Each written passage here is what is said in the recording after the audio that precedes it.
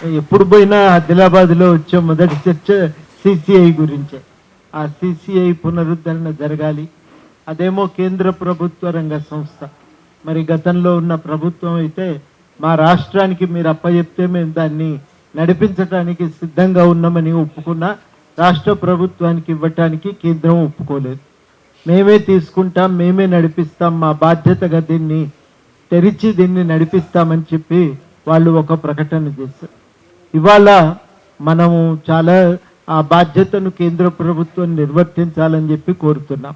వాళ్ళేమో అన్నింటినీ మూతబెట్టే ఆలోచనతో ఉన్నారు. మరి ఇప్పుడు తెరుస్తారా అంటే ఎక్కడ రాజకీయ అవసరం ఒత్తిడి ఉంటుందో అక్కడ తెరుస్తారు గ్యారంటీగా. ఆ రాజకీయ అవసరం కల్పించవలసిన బాధ్యత మన మీదే ఉంది. ఆ బాధ్యత కల్పించడానికి అందరం కూడా సీరియస్గా కంకణబద్ధులమై తిరుగుదాం. ఇంకా దానికి మించి మినహా ఇంకొక మార్గం అయితే ఏం లేదని చెప్పి నేను నమ్ముతా ఉన్నా. రాష్ట్ర ప్రభుత్వానికి కూడా నిజంగా రాష్ట్ర ప్రభుత్వ భాగస్వామ్యం వాళ్ళు కోరుకుంటే వాళ్ళు రాసిన ఉత్తరం ఏదన్నా ఉంటే ఒక కాపీ మనకిస్తే మనం ఆ ఉత్తరాన్ని పట్టుకొని రాష్ట్ర ప్రభుత్వం మీద కూడా ఒత్తిడి పెడదాం. దాంట్లో కూడా మనం ఏమి వదిలి మినహాయింపు ఇవ్వవలసిన అవసరం లేదు. రాష్ట్ర ప్రభుత్వంతో మాట్లాడవలసిన విషయాలు ఏమున్నా అవి రాష్ట్ర ప్రభుత్వంతో కూడా మనం చర్చ చేద్దాం. రాష్ట్ర పారిశ్రామిక శాఖ మంత్రివర్యులు కూడా ఒకసారి ఢిల్లీ వెళ్ళి దీని గురించి రిప్రజెంటేషన్ ఇవ్వాలని కూడా మన అందరం కలిసి కోరుదాం. అందరం కలిసి వెళ్దాం. ఒక రిప్రజెంటేషన్ సమిష్టిగా వెళ్తే తప్పకుండా వాళ్ళు స్వీకరిస్తారని నేను నమ్ముతున్నా. అది కాకుండా హైదరాబాద్లో మరి ఆందోళన కొంత ప్రభావం చూపటానికి ఏదైనా కార్యక్రమం మీరు ఇక్కడ డిజైన్ చేస్తే దాంట్లో తప్పకుండా మరి ఒక పాత్ర తీసుకోవటానికి మేము సిద్ధంగా ఉంటామని ఈ సందర్భంగా కోరుతున్నా. మనం చాలామంది అనుకుంటున్నట్టుగా మన దగ్గర ఉపాధి కల్పన పారిశ్రామిక రంగంలో ఎక్కువ జరగట్లేదు. 10% లోపే పారిశ్రామిక రంగంలో ఉపాధి ఉన్నది. ఉపాధి కల్పన అత్యధిక భాగము సర్వీస్ సెక్టార్లు, సేవా రంగంలో, రియల్ ఎస్టేట్ రంగంలో 22% ఉపాధి ఉంది. ఇక పోతే జొమాటోలు, జప్టాలు, తర్వాత ఓలా, ఊబర్లు, వీటిల్లోనే ఒక 25-26% దాకా ఉపాధి కల్పన ఉంది. కాబట్టి ఉపాధి కల్పన ఇప్పుడు వ్యవసాయం నుంచి బయటికి వచ్చేటువంటి వర్గాలను భాగస్వామ్యం చేసుకోవటానికి పారిశ్రామికీకరణ తప్ప ఇంకొక మార్గం లేదు. ఆ పారిశ్రామికీకరణ ఏమో జరగట్లేదు. అది జరగాలంటే ఉన్న ఫ్యాక్టరీలను ముందు పునరుద్ధరించుకుంటూ కొత్తగా చిన్న సూక్ష్మ పరిశ్రమలను విస్తృతంగా మనం పెంపొందించుకోవాల్సిన అవసరం ఉంది. అది మన భారతదేశ ఆర్థికాభివృద్ధిని పెంపొందించడానికి అదొక్కటే ఏకైక మార్గం. మీరు ఏ పెద్ద పేరు మోసినటువంటి ఆర్థిక శాస్త్రవేత్త ఉపన్యాసం విన్నా ఉపాధి కల్పనే ప్రధానమైన కర్తవ్యంగా స్వీకరించాలనే మాట చెప్తా ఉన్నా. మరి దానికి తప్ప ఇంకొక మార్గం లేదు. అంటే భారతదేశ ఆర్థిక సమస్యలకు ఇది పరిష్కారం. మన స్థానికంగా ఉన్న పరిస్థితిని చూసినప్పుడు కూడా మనకు స్పష్టంగా అర్థమవుతున్నది. ఒక 5-6 వేల మందికి అక్కడ ఉపాధికి అవకాశం ఉంది. కాబట్టి ఆ పారిశ్రామిక రంగంలో ఉపాధి కల్పన జరిగితే అనుబంధంగా అనేక కార్యకలాపాలకు కూడా అవకాశం కలుగుతుంది. ఆ రకంగా ఉపాధి కల్పన రీత్యా ఇది చాలా కీలకమైనటువంటి మార్గం అని చెప్పి మనం అందరం గుర్తించవలసిన అవసరం ఉంది. కాబట్టి తప్పకుండా సిసిఐ పునరుద్ధరణ జరగవలసిందే. దాని పునరుద్ధరణ కోసం అందరం కూడా ప్రయత్నం చేద్దాం. మేము కూడా తప్పకుండా భాగస్వామ్యం తీసుకుంటామని ఈ సందర్భంగా హామీ ఇస్తున్నా. పైన కౌలు రైతుల సమావేశానికి వెళ్ళాలి, వెళ్ళకపోతే అదొక వివక్ష గురి చేస్తున్నారని అనుకుంటారు. మిత్రుడు వినోద్ ఇక్కడే ఉంటాడు. ఆయన ఆదిలాబాదు ముధోల్ వాస్తవ్యుడు కాబట్టి ఇక్కడ ఉంటాడు. ఈ కార్యక్రమం చివరి దాకా ఉంటాడు. ఏ కార్యక్రమం అయినా ఏ నిర్ణయమైనా భాగస్వామిగా ఉంటామని హామీ ఇస్తూ సెలవు. తొందరలోనే మూతపడడం అంటే అది ప్రభుత్వాల నిర్లక్ష్యం అనేది స్పష్టంగా కనబడతా ఉంది. ఇవాళ చూస్తున్నాం, తెలంగాణ రాష్ట్రం ఏర్పడిన తర్వాత తెలంగాణ మనం సాధించుకుంటే తప్పకుండా మనకు ఉన్నటువంటి అన్ని అంశాలను కూడా సరైన పద్ధతిలో నడుపుకోగలుగుతాము, మనకు ఉన్నటువంటి వనరులను వినియోగించుకోవద్దామంటే ఒక నమ్మకంతో తెలంగాణ రాష్ట్ర సాధన ఉద్యమంలో ఆ అందరూ భాగస్వాములైన అందులో ప్రధానంగా ఉద్యోగస్తులందరూ కూడా ముందు బాగా నిలబడి అనేక కార్యక్రమాలు చేపట్టి ప్రజలిచ్చినటువంటి సహకారంతో తెలంగాణ రాష్ట్రాన్ని సాధించుకోవడం జరిగింది. ఇలా సాధించుకున్నటువంటి రాష్ట్రంలో ఎందుకంటే రాష్ట్రాల విభజన జరిగినప్పుడు కూడా కేంద్ర ప్రభుత్వం అనేక అంశాలను ఇందులో పొందుపరిచిన విభజన చట్టంలో కూడా అందులో ఇలా పారిశ్రామిక అభివృద్ధి అనేది కూడా ఒక అంశమే కూడా ఇలా చూస్తూ ఉన్నాం. తెలంగాణ ఇంకా వివక్షకు గురవుతుందా అన్నటువంటి అనుమానం ఇంకా కలుగుతూ ఉంది. ఎందుకంటే ఇప్పటికే మరి పెద్దలందరూ కూడా మాట్లాడినట్టు విశాఖ ఉక్కు కర్మాగారం నిలబెట్టడానికి కొరకు 20,000 కోట్లు ఇచ్చినటువంటి కేంద్ర ప్రభుత్వం ఇలా కేవలం 2,000 కోట్లకు ఇలా ఎందుకు వెనకాడుతుందో అర్థం చేసుకోవాలి. ఎందుకంటే ఇప్పటికే ఇలా మనం చూసినాం, మన రాష్ట్రంలో ఏంటంటే మనకు నమ్మకం ఉంటుంది, అరే అధికారంలో ఉన్న వాళ్ళు ఎన్నుకోబడితే మనకేదో న్యాయం చేస్తారని చెప్పి ఆ రోజు భావించి దాదాపు 8 మంది ఎంపీలను ఇవాళ తెలంగాణ రాష్ట్రం నుంచి కేంద్రానికి పంపినంటే మామూలు విషయం కాదు. ఇవాళ అంటే కేంద్ర ప్రభుత్వం అంతలో సహకారం లేదన్నది ఇలా స్పష్టంగా కనబడతా ఉన్నది. ఎందుకంటే మారుమూల ప్రాంతం నుంచి కూడా 8 మంది ఎమ్మెల్యేలు 8 మంది ఎంపీలను ఇవాళ రాష్ట్రం మరి అందించినప్పటికీ కూడా కేంద్రం పట్టించుకోకపోవడం అనేది ఇవాళ దురదృష్టకరమైన విషయం. ఇవాళ ఇప్పటికే ఎందుకంటే చాలా మంది నేతలు కూడా వాళ్ళు చూస్తున్నటువంటి ఉద్యమ కార్యాచరణ చూస్తుంటే చాలా బాధేస్తుంది. అందుకని ఇప్పటి వరకు ఈ ఉద్యమం అనేది కేంద్రం ఆదిలాబాద్ వరకే పరిమితమైందని అనిపిస్తున్నది. ఇవాళ ఈనాటితోటి ఇది హైదరాబాద్లో మాత్రమే కాదు, తెలంగాణలో ఉన్నటువంటి అన్ని ప్రాంతాలకు సంబంధించినటువంటి నేతలకు ఉద్యమకారులకు కూడా తెలియాల్సినటువంటి పరిస్థితి ఉన్నది. వాళ్ళని కూడా భాగస్వాములు చేయాల్సిన అవసరం ఉన్నది. ఎందుకంటే ఆదిలాబాద్ అంటేనే అనేకమైనటువంటి వనరులకు అదొక కేంద్రమైనటువంటి సున్నప్రాయి వనరులు అయితే చాలా ఉన్నాయి, కొన్ని వేల ఎకరాలలో ఉన్నాయి. దాదాపు అక్కడ ఉన్నటువంటి సున్నప్రాయిని తీసుకెళ్లి ఇతర రాష్ట్రాలలో కంపెనీలు వాడుకుంటా ఉన్నారు. కానీ ఇవాళ మన రాష్ట్రంలో ఉన్నటువంటి కంపెనీ మనకు ఏదో 500-600 మంది 1000 మంది ఉపాధి కలుగుతుంది, దాని ద్వారా కొన్ని వేల కుటుంబాలు బాగుపడతాయి, ఆ చుట్టుపక్కల ప్రాంతాల్లో ఉన్నటువంటి కొంత ఆర్థికాభివృద్ధి జరుగుతుంది, అక్కడ నిరుద్యోగులకు ఉద్యోగాలు దొరుకుతాయని చెప్పి భావించి మరి CCI పునరుద్ధరణ కూడా కొట్లాడుతాను. మా జోగురామన్న గారు ఇప్పటిగా చెప్పారు, నిజంగా వారు చేస్తున్నటువంటి పోరాటాన్ని అభినందిస్తా ఉన్నాం. ఆ పోరాటాన్ని కొనసాగించాలని చెప్పి కోరుతా ఉన్నాం. ఆయన వెంట యావత్తు మనమందరం కూడా తెలంగాణ ఉద్యమకారులుగా ఆయన వెంట కూడా ఉంటామనే విషయాన్ని కూడా ఈ సందర్భంగా తెలియజేస్తాను. అదే కాకుండా ఇవాళ అక్కడ ఉన్నటువంటి ఉద్యోగ వర్గాలు కూడా ఉన్నాయి. ఇలా రాష్ట్ర స్థాయిలో ఉద్యోగుల సమస్యల మీద కూడా పోరాడుతున్నటువంటి తెలంగాణ ఉద్యోగుల జేఏసీ ఉంది. ఎందుకంటే ఉపాధి కల్పన లోపల ఉన్నటువంటి అవకాశాలన్నీ వినియోగించుకోవడం కొరకు తెలంగాణ ఉద్యోగులు చేసి ఇప్పటికే మరి దాదాపు అన్ని రకాల పోస్టులను నింపడానికి కొరకు రాష్ట్ర ప్రభుత్వం మీద ఒత్తిడి తీసుకొస్తా ఉన్నాయి, కొత్త పోస్ట్ క్రియేట్ చేయడం కొరకు చేస్తా ఉన్నాం. అటువంటి అంశాల్లో ఈ అంశాన్ని కూడా జోడించుకొని మరి ప్రభుత్వం మీద పోరాడాల్సిన అవసరాన్ని కూడా తెలంగాణ ఉద్యోగుల జేఏసీకి మా పక్షాన్ని కూడా విన్నవిస్తాం. మీరు కూడా ఒకసారి కలవండి. ఎందుకంటే అంతటా కూడా ఉన్నటువంటి సంఘాలు ఉన్నాయి. ఇలా ఆదిలాబాద్లో కూడా చాలా సంఘాలు ఉన్నాయి, ఉద్యమాలు చేసినటువంటి సంఘాలు ఉన్నాయి. వాటన్నిటిని కూడా మనం ముందుకు నడిపిస్తే తప్పకుండా కార్యాచరణ ముందుకు సాగుతుంది. ఇవాళ 2,000 కోట్లు ఏ పెద్ద అంశం కూడా కాదు. ఇవాళ రాష్ట్ర ప్రభుత్వం కేంద్రం మీద పెడుతుంది, కేంద్రం రాష్ట్రం మీద పెడతా ఉంటాం. అంటే ఇద్దరు కొట్లాడుకొని ఇక్కడ ప్రజానీకాన్ని ఉద్యమకారులని ఇవాళ మభ్యపరుస్తూ ఉన్నారు. అందుకని ఇవాళ మనం మాట్లాడాల్సిన అవసరం ఉన్నది. కేవలం రాజకీయ పార్టీలు మాత్రమే కాదు, ఇవాళ ప్రజా సంఘాల వాళ్ళు, బడుగు బలహీన వర్గాల నుంచి వచ్చినటువంటి నేతలందరూ కూడా మరి వారి అభివృద్ధి కొరకు పాటుపడేటువంటి నాయకులు చాలా మంది ఉన్నారు. వారందరం కూడా ఈ యొక్క అంశాన్ని లేవనెత్తాల్సినటువంటి అవసరం ఉన్నది. మరి ఇంతకుముందు మాట్లాడుతూ కోదండరామ్ గారు చెప్పారు, ఎందుకంటే వారు ఒక శాసన మండలి సభ్యులుగా ఉన్నారు. ఇవాళ అంటే ఈ అంశాన్ని శాసన మండలిలో కనుక ప్రస్తావించి ప్రభుత్వం ఏ రకమైన సమాధానం ఇస్తుందో తెలుసుకోవాల్సినటువంటి అవసరం ఉన్నది. అట్లాగే ఇప్పుడు సిపిఐ నుంచి కూడా మరి సాంబశివరావు గారు కూడా వస్తారు.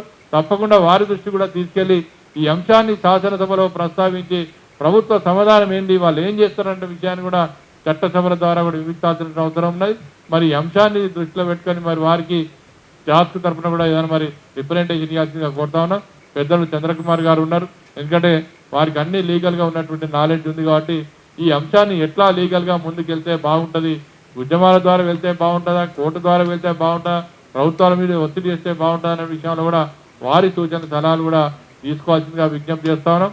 మరి ఉద్యోగుల పక్షాన తప్పకుండా, ఎందుకంటే తెలంగాణ ఉద్యమాన్ని నడిపినటువంటి TNGOs యూనియన్ ఇలా పటిష్టమైనటువంటి నాయకత్వంలో కొనసాగుతూ ఉన్నది. మరి ఈ అంశాన్ని వారి దృష్టికి తీసుకెళ్లి ప్రస్తుతం ఉన్న నాయకత్వాల ద్వారా కూడా ప్రభుత్వం మీద ఒత్తిడి తీసుకొచ్చే ప్రయత్నం చేస్తాం. ఏ ఒక్క ఉద్యోగం కూడా పోకుండా చూసే బాధ్యతలో తెలంగాణ NGO సంఘం మీ వెంట నిలబడదని చెప్పి కూడా ఈ సందర్భంగా గుర్తు చేస్తూ ఈ ఉద్యమ కార్యాచరణలో మీతోని నడవడానికి వరకు కూడా తప్పకుండా మా వంతు సహకారం ఉంటుందని కూడా తెలియజేస్తా ఉన్నాం. మరి శ్రీనివాస్ గారితో మేము టచ్లో ఉంటాం. హైదరాబాద్లో కానీ ఎక్కడ కానీ కార్యక్రమాలు చేసినప్పుడు తప్పకుండా సమాచారం ఇవ్వండి. మా వర్గాలన్నిటి కూడా అందులో ముందుకు నడిపించే ప్రయత్నంలో మేము ముందుంటామని తెలియజేస్తూ మీ ఉద్యమ కార్యాచరణకు యావత్తు తప్పండ వర్గాన్ని కూడా మమేకం చేసే ప్రయత్నంలో మేము కూడా ముందుకు సాగుతామని తెలియజేస్తూ తప్పకుండా మీకు న్యాయం జరగాలి, ఆదిలాబాద్ జిల్లా నిరుద్యోగుల న్యాయం జరగాలి, ఆదిలాబాద్ జిల్లా ప్రజానికానికి న్యాయం జరగాలి, ఆదిలాబాద్ ప్రాంతం ఉన్నటువంటి వ్యక్తులందరికీ న్యాయం జరగడానికి వరకు మా వంతు కృషి ఉంటుందని చెప్పి తెలియజేసుకుంటూ ముగిస్తా ఉన్నాం. జై తెలంగాణ. పెద్దలందరికీ అదేవిధంగా ముఖ్యంగా ఈ ఉద్యమాన్ని ముందుకు నడిపిస్తున్న కన్వీనర్ కో కన్వీనర్ గారులకి మీడియా మిత్రులకందరికి కూడా నమస్కారాలు. ఈరోజు సిసిఐ అనగానే జనరల్గా సిమెంట్ కార్పొరేషన్ ఆఫ్ ఇండియా కాకుండా కాటన్ కార్పొరేషన్ ఆఫ్ ఇండియా కింద పోతుంది. ఇది సిమెంట్ కార్పొరేషన్ ఆఫ్ ఇండియా.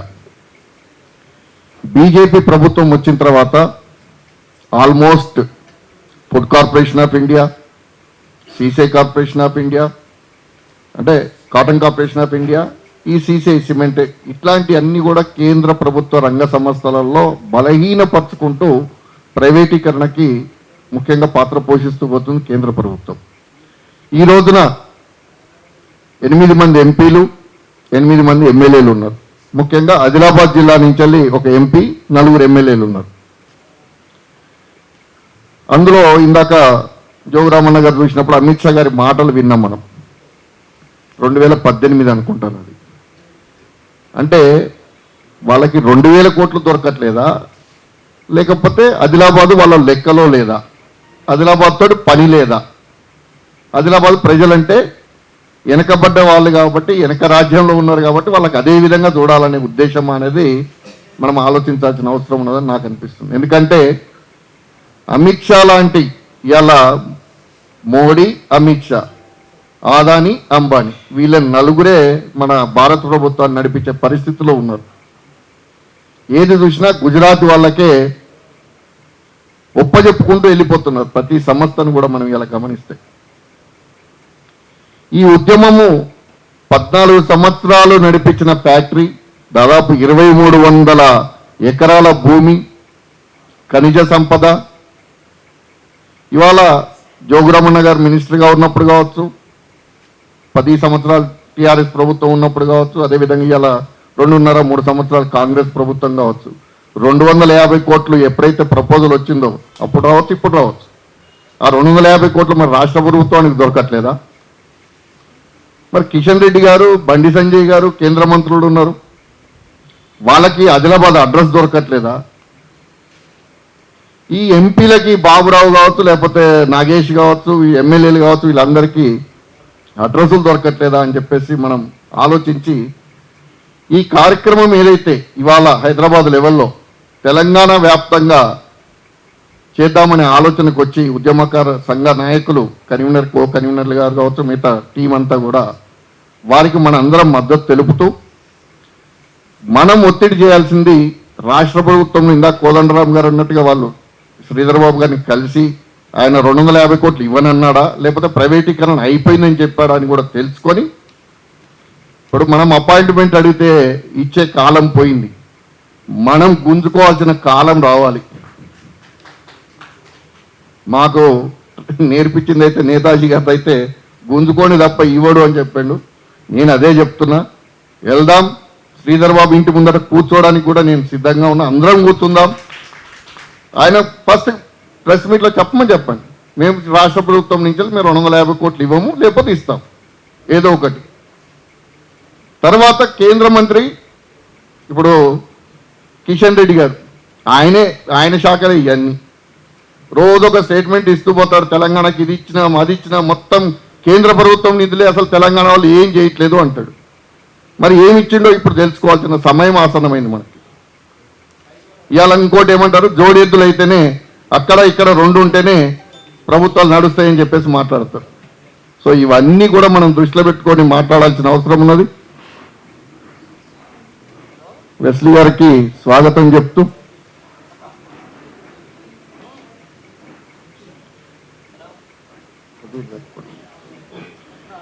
ఈరోజు ఏదైతే ఈ ఉద్యమం చేపట్టిందో దీనికి ఆల్ ఇండియా ఫార్వర్డ్ బ్లాక్ పక్షాన పూర్తి మద్దతు తెలుపుకుంటూ, మీరు ఏ కార్యాచరణ చేపట్టినా, మొన్న మేము ఆదిలాబాద్లో కూడా కొద్దిగా పోటీ చేసి మా సింహాన్ని కొద్దిగా పరిచయం చేసినాం.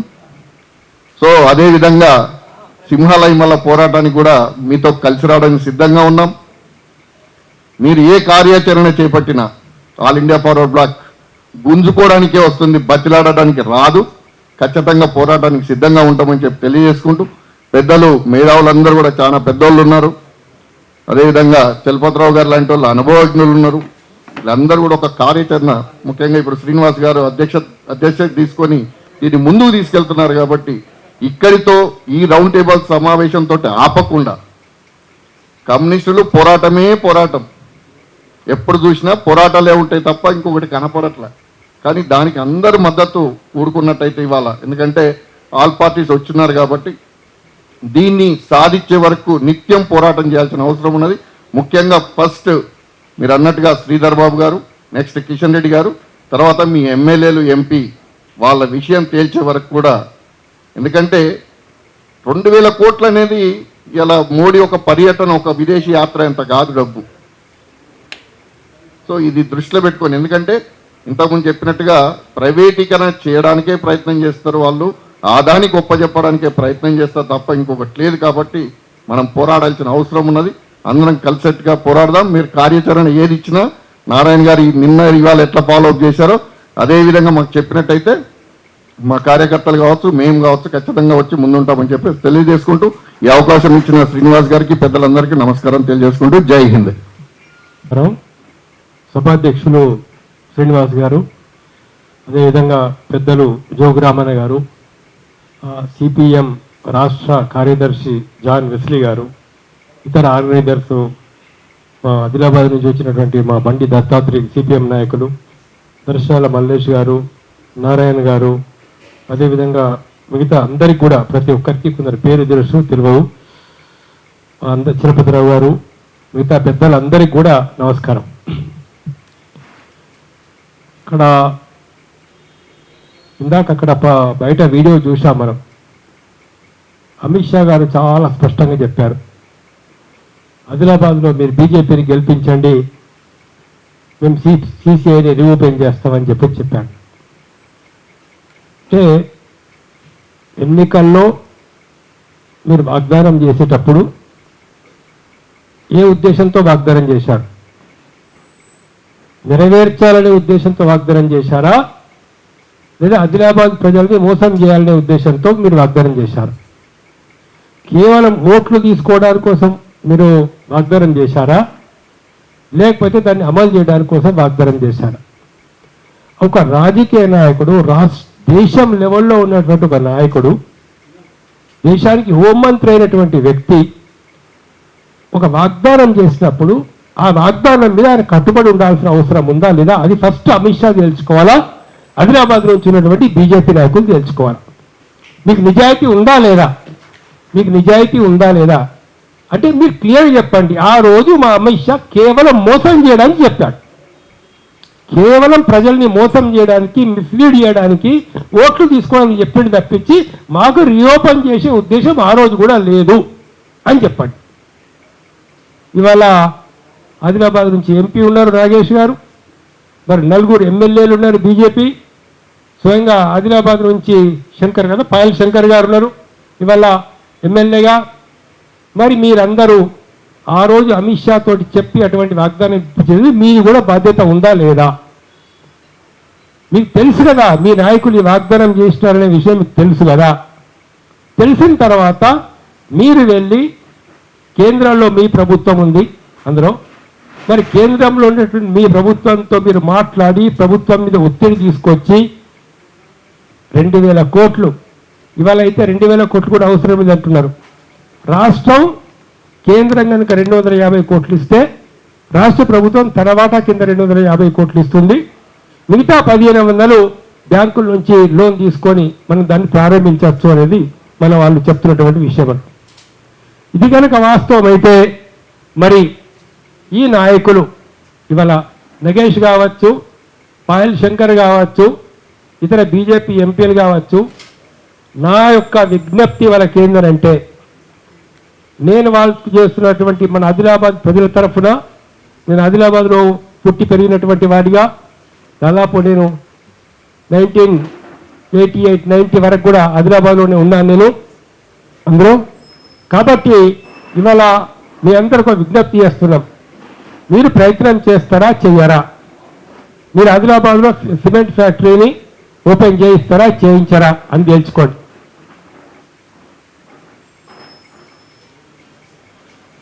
నమస్తే రండి. దాసోజు శ్రావణ్ గారు వచ్చారు. సో వారికి ఆదిలాబాద్ ప్రజల తరఫున అదేవిధంగా సాధన కమిటీ సిసిఐ సాధన కమిటీ తరఫున ఆహ్వానం తెలియజేస్తున్నాం. సో ఇవాళ బీజేపీ ఎంపీలకు బీజేపీ ఎమ్మెల్యేలకు సాధన కమిటీ తరఫున ప్రజల కమిటీ తరఫున ఒక విజ్ఞప్తి చేస్తున్నాం. మీరు 6 నెలల్లోగా ఆదిలాబాద్లో సిమెంట్ ఫ్యాక్టరీ ప్రారంభించడానికి కేంద్రం నుంచి రాష్ట్రం నుంచి ఆమోదం తీసుకొస్తారా తీసుకురారా? తీసుకొస్తే పదవిలో ఉండండి, తీసుకురాకపోతే మీరు రాజీనామా చేయండి. 6 months టైం సాధన కమిటీ తరఫున ఆదిలాబాద్ ప్రజల తరఫున మేము మీకు ఇవ్వాలనుకుంటున్నాం. 6 months టైం ఇస్తాము. ఎంపీ కావచ్చు, ఎమ్మెల్యేలు కావచ్చు, మీరు మీరు నోట్ నుంచి వచ్చిన వాగ్దానం, మీ అమిత్ షా నోట్ నుంచి వచ్చిన వాగ్దానం, ఇవాళ మీ వాగ్దానానికి మీరు నిలబడి ఉంటారా ఉండరా? మీరు వాగ్దానానికి నిలబడితే, లేదా ఓపెన్గా చెప్పండి, మేము కేవలం ప్రజల్ని మోసం చేయడానికి ఆ వాగ్దానం చేసినాం అని చెప్పేసి చెప్పండి అని చెప్పేసి వాళ్ళకు విజ్ఞప్తి చేసుకుంటూ, మరి మిత్రులారా, వాస్తవమైనటువంటి ఒక విషయాలను కనుక మనం పరిశీలించి చూసినట్లయితే ఇవాళ ఆదిలాబాద్లో మన వాళ్ళు కరపత్రంలో రాసిన దాని ప్రకారం కూడా అక్కడ మనకు ఎంతో ముడి సరుకు అనేటటువంటిది ఇంకా అవైలబుల్ ఉందని చెప్పేసి మన వాళ్ళు చెప్తున్నారు. అక్కడ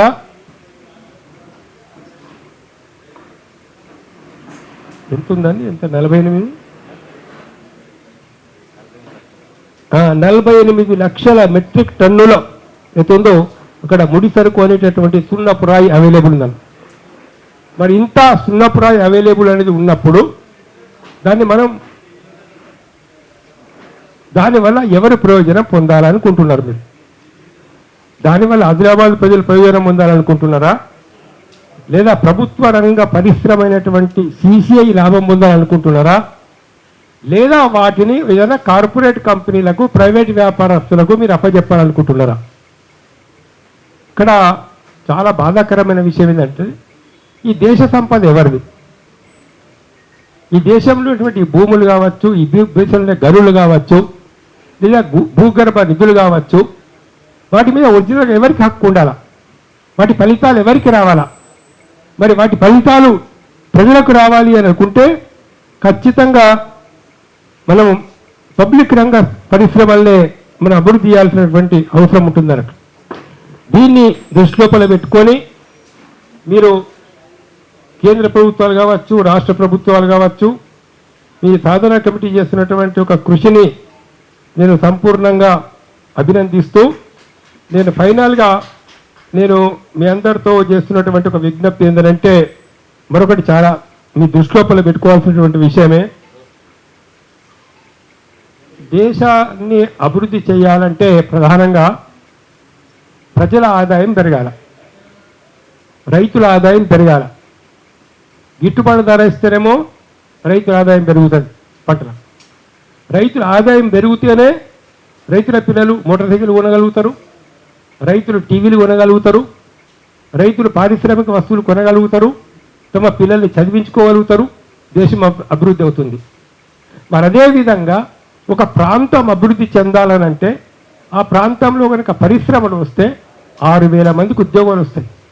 మరి 6,000 మందికి ఒక 50,000, 40,000, 70,000, 80,000 శాలరీస్ కనుక వస్తే మరి 6,000 కుటుంబాలు అంటే ఒక పారిశ్రామికంగా దేశం అభివృద్ధి చెందాలి అని అంటే డెవలప్మెంట్ ఎప్పుడు సాధ్యమవుతుంది? అభివృద్ధి ఎప్పుడు సాధ్యమవుతుంది? ప్రజల కొనుగోలు శక్తి పెంచినప్పుడు అభివృద్ధి సాధ్యమవుతుంది. కానీ కేవలం అదానికో, అంబానీకో, లేదా కొందరి కంపెనీలకి లాభాలు కనుక విపరీతంగా పెరిగిపోయి ప్రజల కొనుగోలు శక్తి కనుక తగ్గిపోతే ఒకటి ధరలు పెరిగిపోతున్నాయి. మరి ప్రజల కొనుగోలు శక్తి తగ్గిపోతే జరిగేటటువంటి పరిణామం ఏంటి? ఇవన్నీ కూడా చాలా ఆలోచించాల్సిన విషయం. ఒక రకంగా చెప్పాలంటే నా ఆలోచనలు అయితే ఇవాళ ఒక దరిద్రపు కొట్టు పరిపాలన మనం కేంద్రం నుంచి చూస్తున్నాం వాస్తవంగా. ఎందుకంటే ఒకప్పుడు దేశం అంటే ఒక విజన్ ఉన్నటువంటి ఒక నాయకులు దేశాన్ని పరిపాలన చేస్తారు. విజన్ ఉన్న నాయకులు పరిపాలన చేసినారు కాబట్టి అన్ని పబ్లిక్ రంగ పరిశ్రమల్ని వాళ్ళు డెవలప్ చేసినారు.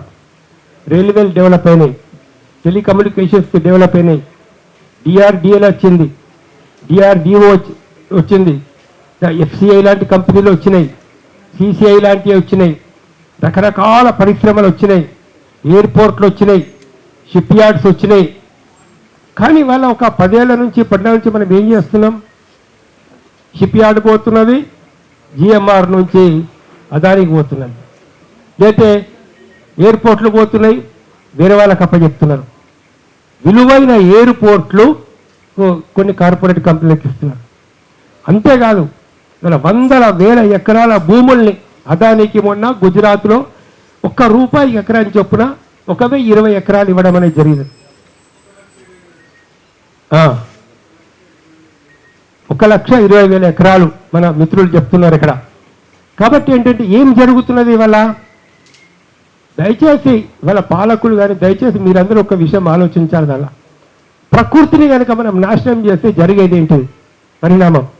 దయచేసి ఒకసారి ఇవాళ ఢిల్లీలో పొల్యూషన్ ఇదే దాన్ని 201 యూనిట్లు దాటితే కాలుష్యం అనేది ప్రమాదకరం. దాని ఎయిర్ పొల్యూషన్ ఇండెక్స్ అంటారు.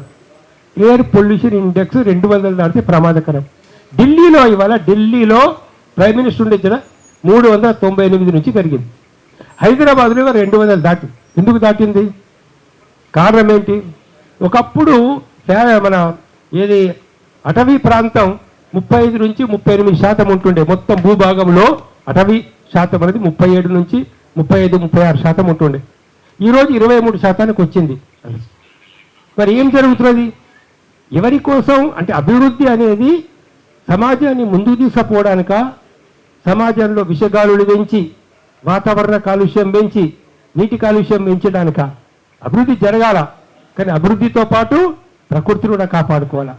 అభివృద్ధితో పాటు పరిశ్రమల్ని ఎప్పుడైతే నువ్వు డెవలప్ చేస్తున్నావో ఉద్యోగ అవకాశాలు కల్పించేటువంటి చేయాలి, కానీ వాటిని మూసివేసే విధంగా చేయకూడదు. ఇవాళ అనేక పబ్లిక్ రంగ పరిశ్రమలు మూతపడిపోతున్నాయి.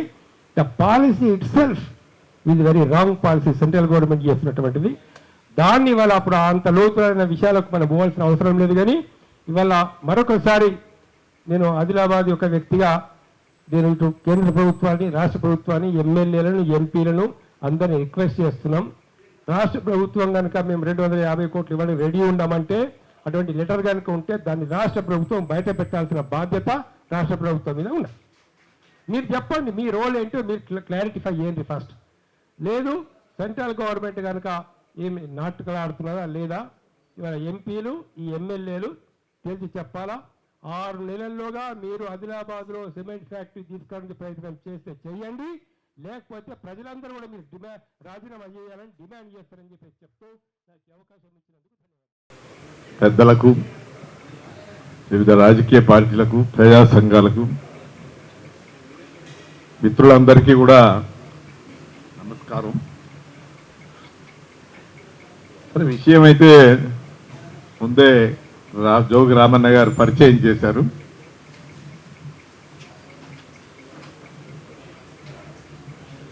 చంద్రకుమార్ గారు అని, కోదండరావు గారు కానీ పోరాటానికి మద్దతు ఇస్తూ ఏం చేయాలనేటువంటి కొన్ని ప్రతిపాదనలు వస్తున్నాయి.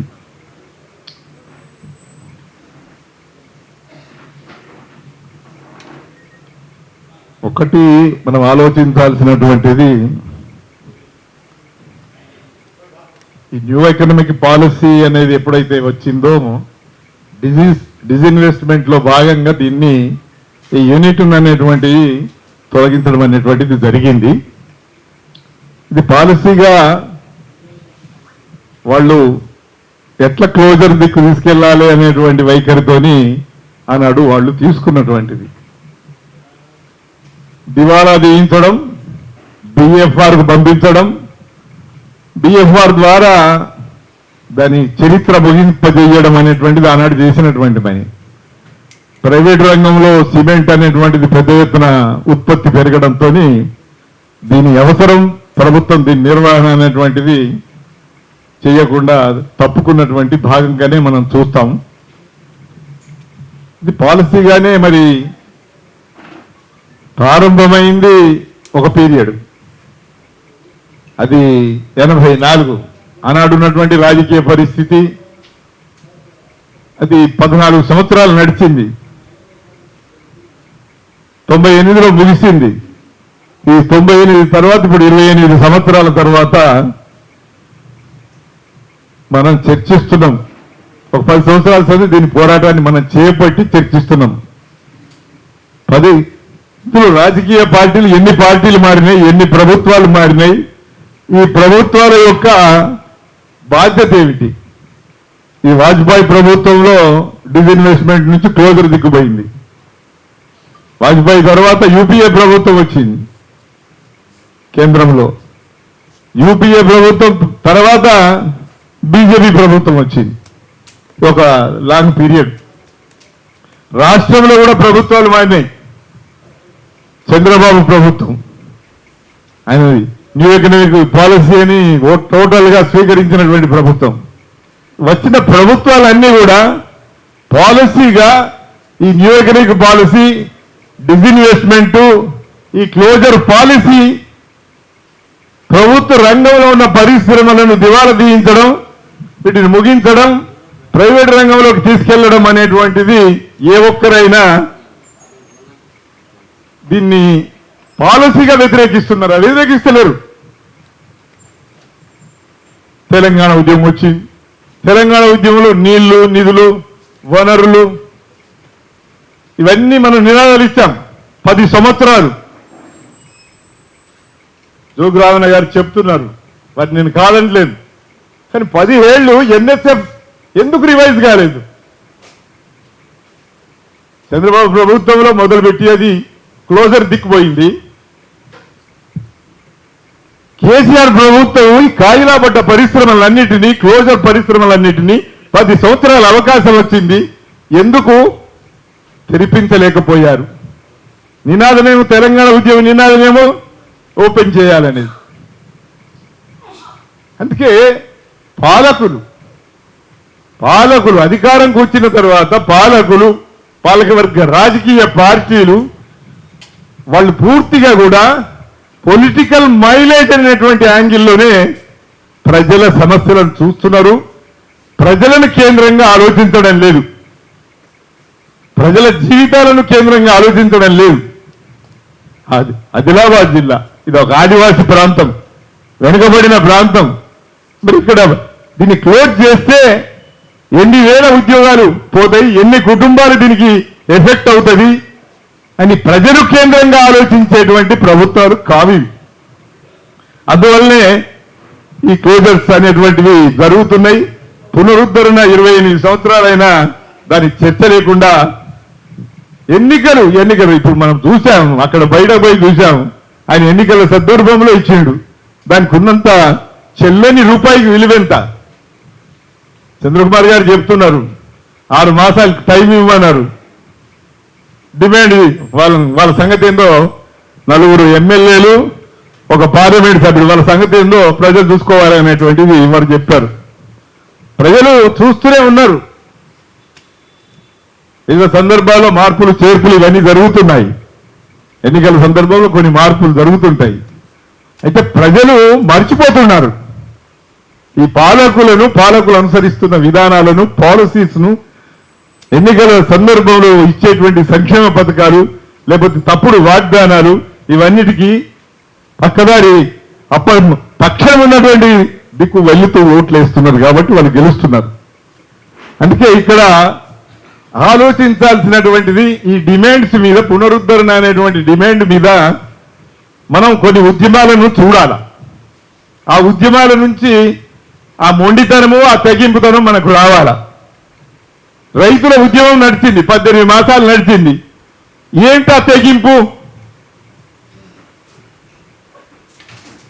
సిటిజన్స్ ఎన్ఆర్సీ మీద ఉద్యమం జరిగింది. ఆ తెగింపు మనం చూడాల. దాంతో పాటు నిన్న కాక్రోచ్ జనతా పార్టీ అనేటువంటి పార్టీ వచ్చి కేంద్ర ప్రభుత్వం యొక్క మెడలు వంచింది. దీన్ని చూడాల. అంటే ఇప్పుడు మనం కూర్చున్నది మాట వరుస చర్చ కాదు, డిమాండ్ సాధన కొరకు చర్చ. డిమాండ్ సాధన అంటే నినాదం ఇవ్వడం కాదు, గెలుపు కొరకు చర్చ ఉండాలి. ఏం చేస్తే గెలవగలము, ఏం చేస్తే ఇది డిమాండ్ను సాధించగలము, ఈనాడున్న పరిస్థితిలో, లేకపోతే దీన్ని ఎట్లా దిక్కు పొలిటికల్ గా స్టెప్ బై స్టెప్ ఎట్లా డెవలప్ చేయాలా. ఇలా జిల్లా స్థాయిలోనే 17 సంది నడుస్తూ ఉన్నది. పొలిటికల్ మైలేజ్, పొలిటికల్ గా ఎన్నికలప్పుడల్లా పోస్టులు వద్దు, దయచేసి తోటి ఉద్యమకారులుగా గుర్తించారు సరిపోతుంది. దానికి పెద్ద పెద్ద పదవులు పెట్టి గౌరవ సలహాదారుడు, మనం చేసే పనే మనకు గౌరవాన్ని ఇస్తుంది, ఇంకేం చేయాల్సిన అవసరం లేదు. సో ఇది ఈ ఉద్యమంలో మనం ఆలోచించాల్సింది ఏంటంటే, మనం గట్టిగా నినాదాలు ఇస్తే, మనం పెద్ద ఎత్తున పొలిటికల్ డిమాండ్లు చేస్తే సరిపోదు, సమాజాన్ని అంగీకరింపచేయాలి. ఎందుకు ఆదిలాబాద్లో ఆ పాత సిమెంట్ ప్లాంట్ను రివైవ్ చేయాలి? మనం ఎన్ని ఉపన్యాసాలు ఇచ్చినా ఆఖరికి వచ్చే క్వశ్చన్ అదే, ఇది రివైవ్ చేస్తే లాభం ఏంటి అని. సో దీనికి మనము టెక్నికల్ భాషలో అంటే టెక్నో ఎకనామిక్ ఎనాలిసిస్ అంటారు. ఈ టెక్నో ఎకనామిక్ ఎనాలిసిస్ను ప్రభుత్వాల ముందు, సమాజం ముందు ఉంచగలిగారు. ఏంటి ఆ టెక్నో ఎకనామిక్ ఎనాలిసిస్?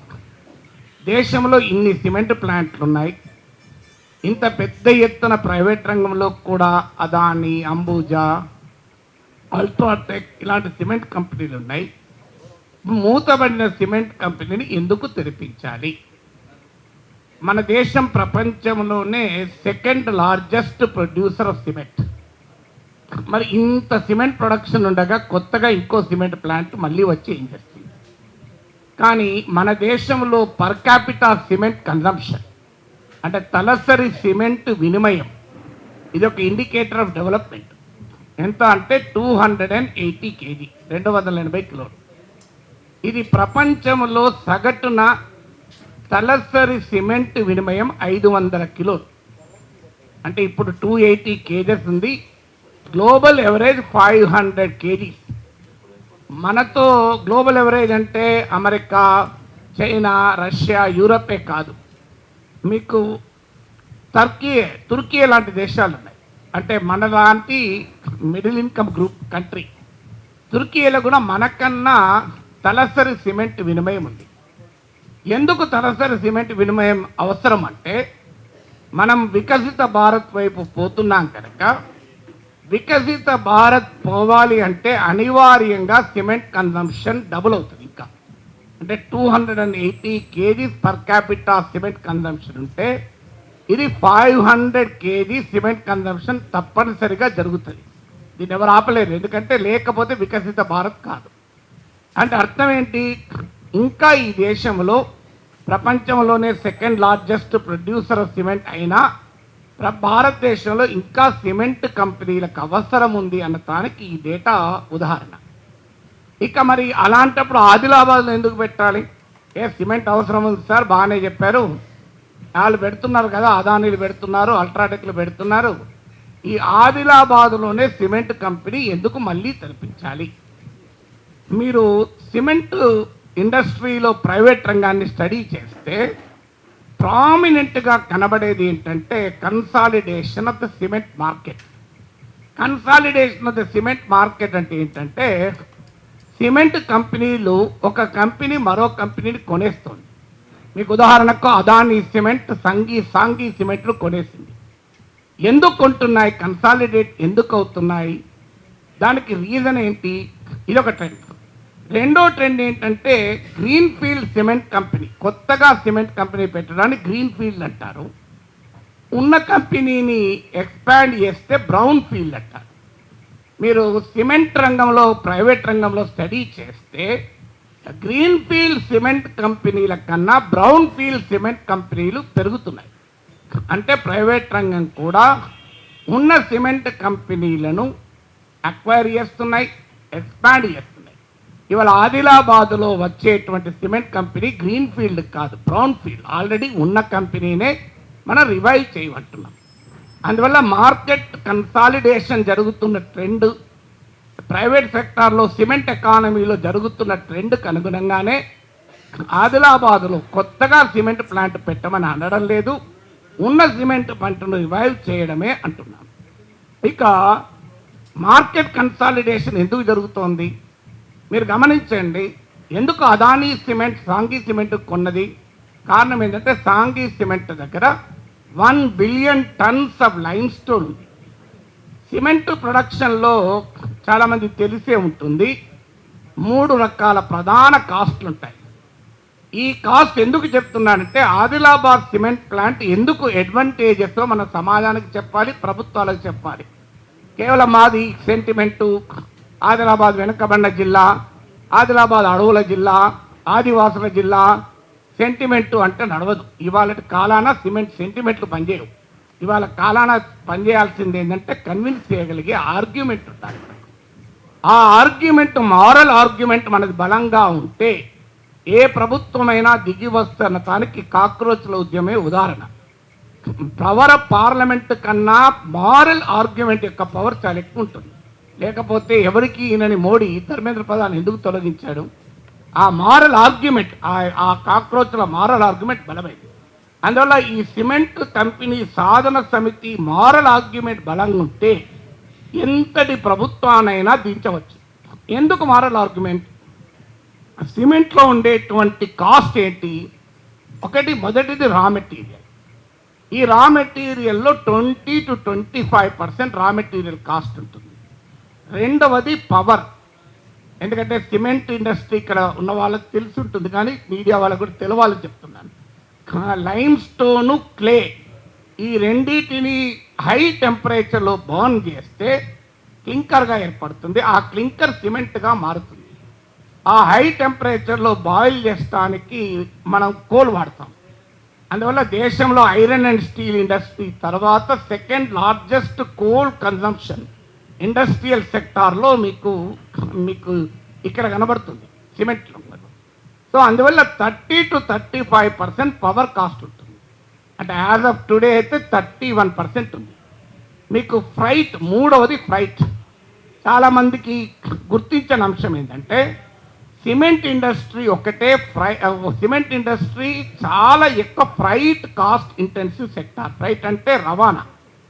ఎందుకంటే సిమెంట్కి ఉండే క్యారెక్టర్ ఏంటంటే లో వాల్యూ హై వాల్యూ. అంటే వాల్యూమ్ ఎక్కువ ఉంటుంది, వాల్యూ తక్కువ ఉంటుంది. ఏ ప్రొడక్ట్ అయినా వాల్యూమ్ టు వాల్యూ కాస్ట్ నిష్పత్తిని బట్టి దాని రవాణా ఖర్చు ఉంటుంది. అందువల్ల సిమెంట్ అనేది లో వాల్యూ హై వాల్యూమ్ కమాడిటీ కనుక దీనికి ఫ్రైట్ కాస్ట్ ఎక్కువ ఉంటుంది. అందువల్ల ఫ్రైట్ కాస్ట్ 25 to 30% ఉంది ఇవాళ ప్రజెంట్ సిమెంట్ ఎకానమీలో. అంటే ఎగ్జాక్ట్గా చెప్పాలంటే 26% ఉంది. ఇప్పుడు ఆదిలాబాద్ సిమెంట్ కంపెనీ ఎందుకు ప్రయోజనకరం? మొదటిది, మీకు ఈ దేశంలో విచిత్రంగా ఉంటుంది. రాజస్థాన్లో లైమ్ స్టోన్ ఉంది, ఒరిస్సాలో కోల్ ఉంది. అంటే ఈ లైమ్ స్టోన్ ఏమో రాజస్థాన్లో ఉంది, ఒరిస్సాలో కోల్ ఉంది. దానివల్ల మీకు రాజస్థాన్లో సిమెంట్ వాడాలి అంటే power bill 6 to 7 rupees per unit ఉంటే ఒరిస్సాలో పవర్ బిల్లు 3 రూపీస్ ఉంటుంది. కానీ ఆదిలాబాద్లో ఏంటంటే రెండు ఉన్నాయి. అది అడ్వాంటేజ్. మీకు రాజస్థాన్లో లైమ్ స్టోన్ ఉంది, ఒరిస్సాలో కోల్ ఉంది. ఒరిస్సాలో సిమెంట్ ప్లాంట్ పెట్టాలంటే రాజస్థాన్ నుంచి లైమ్ స్టోన్ తేవాలి, రాజస్థాన్లో సిమెంట్ ప్లాంట్ పెట్టాలంటే ఒరిస్సా నుంచి కోల్ తేవాలి. రెండు తరిసి మోకడ వస్తుంది. ఆదిలాబాద్కు ఉన్న అడ్వాంటేజ్ అంటే ఈ రెండు ఆదిలాబాద్లోనే ఉన్నాయి, ఇంకెక్కడ లేవు. లైమ్ స్టోన్ ఉంది, సింగరేణి కాలరీస్, కోల్ ఉంది. అందువల్ల మీకు రెండు కాస్ట్, నేను ఇంతకుముందు చెప్పాను 20 to 25% రా మెటీరియల్. ఇందులో ముఖ్యమైనది లైమ్ స్టోన్. లైమ్ స్టోన్ పుష్కలంగా ఈ ఆదిలాబాద్ CCIకి ఉంది. 48.18 million tons of lime stone నిల్వలు ఉన్నాయి. ఇది సుమారు 100 సంవత్సరాలకు సరిపోయే లైమ్ స్టోన్ నిల్వలు ఉన్నాయి. ఇవాళ ప్రైవేట్ కంపెనీలు, అదానీ లాంటి కంపెనీలు లైమ్ స్టోన్ ఉన్న సాంఘీ సిమెంట్ లాంటి కంపెనీలను టేక్ ఓవర్ చేస్తున్నాయి. ఆదిలాబాద్ కంపెనీకి ఆ అవసరం లేదు, ఆల్రెడీ లైమ్ స్టోన్ డిపాజిట్స్ ఉన్నాయి. అందుకే రాజస్థాన్లో లైమ్ స్టోను, ఒరిస్సాలో పవరు ఉన్న పరిస్థితి ఆదిలాబాద్కు లేదు. సూర్యచంద్రులు రెండు ఒకటే చోటు ఉన్నాయి. ఇది ఆదిలాబాద్ సిమెంట్ ప్లాంట్కు ఉన్న కాస్ట్ బెనిఫిట్ అనాలిసిస్. ఇక రెండవది పవర్ కాస్ట్.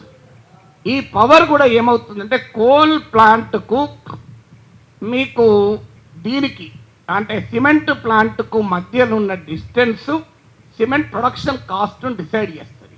ఎందుకంటే ఫ్రైట్ చార్ట్ 26% ఉన్నది, 25 to 30% ఉన్నది. సో ఇక్కడ ఆదిలాబాద్కి వచ్చే వరకు కన్జంప్షన్ సౌత్లో ఎక్కువ సిమెంటు, కోలు ఆదిలాబాద్ దగ్గర ఉంది.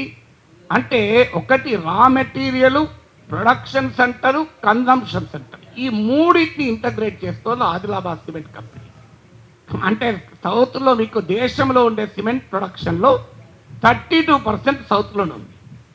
మీకు ఈస్టర్న్ ఇండియాలో మీకు మీకు ప్రొడక్షన్ తక్కువ, కన్జంప్షన్ ఎక్కువ ఉంది. సో మనకి ఈస్టర్న్ ఇండియా కూడా సమీపంలో ఉంటుంది కంపారిటివ్లీ. అందువల్ల ఇటు ఫ్రైట్ కాస్ట్ తక్కువ ఉంటుంది, లైమ్ స్టోన్ అవైలబుల్గా ఉంది, పవర్ కాస్ట్ తక్కువ ఉంటుంది. కనుక Adilabad cement plant techno economic analysis చేస్తే చాలా సులభంగా ప్రొడక్షన్ చేసే అవకాశం ఉంది. అందువల్ల దేశంలోమో 280 kgs per capita consumption of cement ఉంటే ప్రపంచంలో 500 kgs ఉంది. అందువల్ల మన దేశంలో సిమెంట్ అవసరం ఉంది, సిమెంట్ డిమాండ్ పెరుగుతుంది. ఇంకో ఇంట్రెస్టింగ్ పాయింట్ చెప్తాను. ఇవాళ దేశ జీడిపి 7 to 8% పెరుగుతుంటే సిమెంట్ ఇండస్ట్రీలో production, cement industry growth rate GDP కన్నా 1.08 టైమ్స్ ఉంది. అంటే 8.6, 8.9% ఉంది. మీకు ఏప్రిల్ టు జూలై 2026, నేను ఈ ఫైనాన్షియల్ ఇయర్ డేటా చెప్తున్నాను. ఏప్రిల్ టు జూలై, ఈ first 4 months of this financial year compared to the earlier financial year, cement industry growth 8.9% ఉంది, 8.6% ఉంది, అరౌండ్ 8.6 to 8.9. మరి ఎకనామిక్ గ్రోత్ రేట్ ఏమో 6.7% ఉంది. అంటే జీడిపి గ్రోత్ రేట్ కన్నా కూడా ఇండియాలో సిమెంట్ డిమాండ్ ఎక్కువ ఉంది.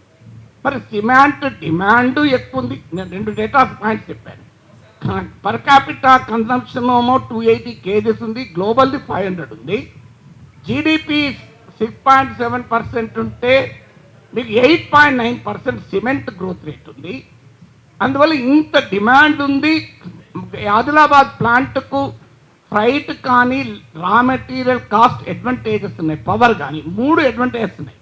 మీకు కావలసినటువంటి కాస్ట్లో ముఖ్యమైన రా మెటీరియల్ ఇక్కడే ఉంది, పవర్ ఇక్కడే ఉంది, ఫ్రైట్ కూడా కోల్ దగ్గరలో ఉంది, కన్జంప్షన్ డిమాండ్ కూడా సౌత్ ఎక్కువ ఉంది. ఇక మరి మీకు ఏం ప్రాబ్లం ఆదిలాబాద్లో సిమెంట్ ప్లాంట్ తెప్పించాలంటే?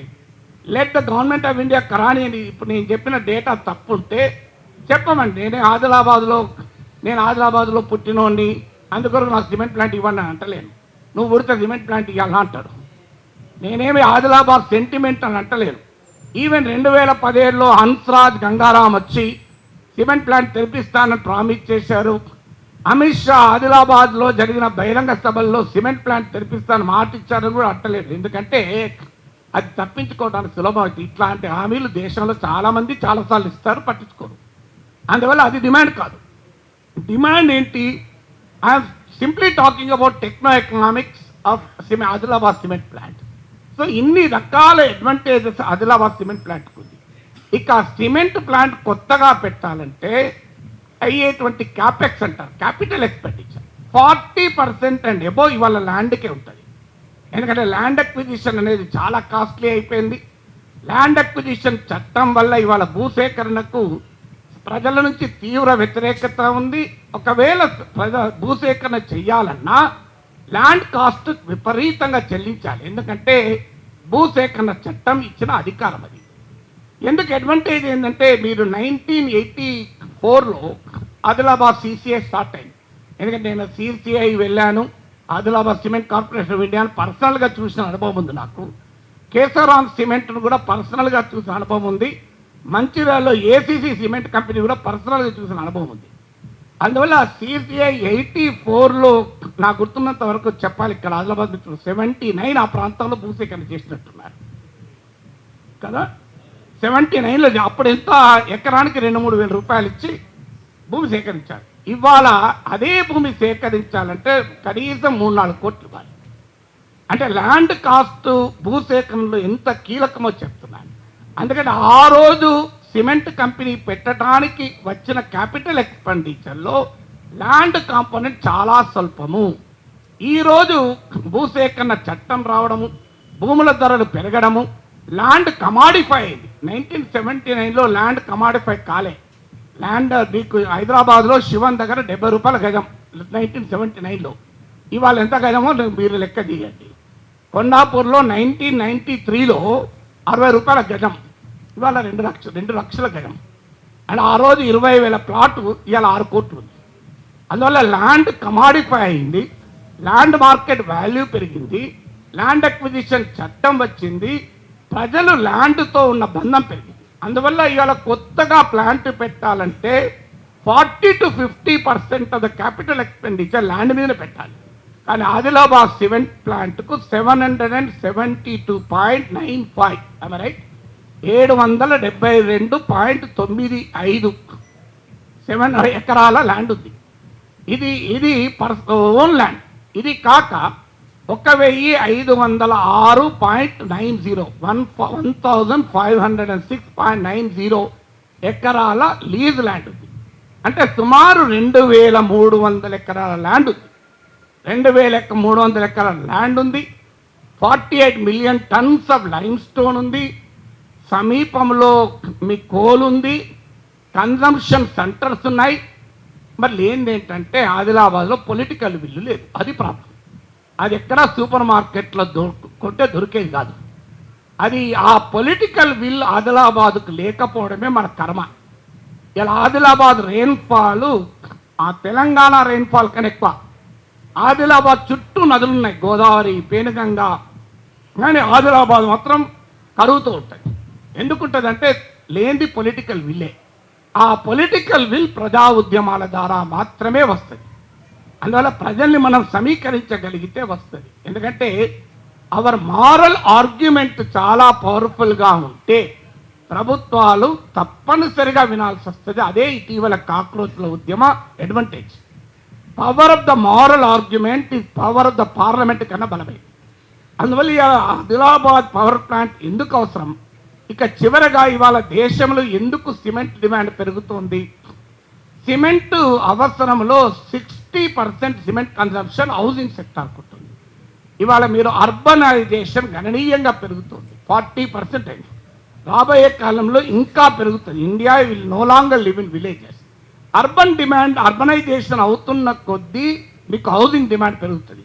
ఇవాళ మీరు దేశంలో హౌసింగ్ డిమాండ్ అండ్ సప్లై మధ్య మ్యాసివ్ గ్యాప్ ఉంది. భారతదేశంలో ఎవరేజ్ ఏజ్ 29 ఇయర్స్. మన దేశ సగటు వయసు 29 ఏళ్ళు. మన చైనా అమెరికాలో సగటు వయసు 37 ఏళ్ళు. జపాన్లో సగటు వయసు 48 ఏళ్ళు. ఈ సగటు వయసుకు మా సిమెంట్ ప్లాంట్కి ఏంటి సంబంధం సార్ అనొచ్చు. 48 ఏళ్ళోడు ఇక ఇల్లు కట్టాడు, ఆల్రెడీ కట్టుంటాడు. కానీ 29 ఏళ్ళోడు గ్యారెంటీగా భవిష్యత్తు ఇల్లు కట్టాల్సిందే. మీకు 29 ఇయర్స్లో ఉన్న వాళ్ళలో 90% మందికి ఇల్లు ఉండదు. అంటే ఇండియా ఇది యంగ్ నేషన్ కనుక ఈ దేశంలో ఇండ్ల డిమాండ్ ఎక్కువ ఉంటుంది అనటానికి ఇది కారణంగా చెప్తున్నాను.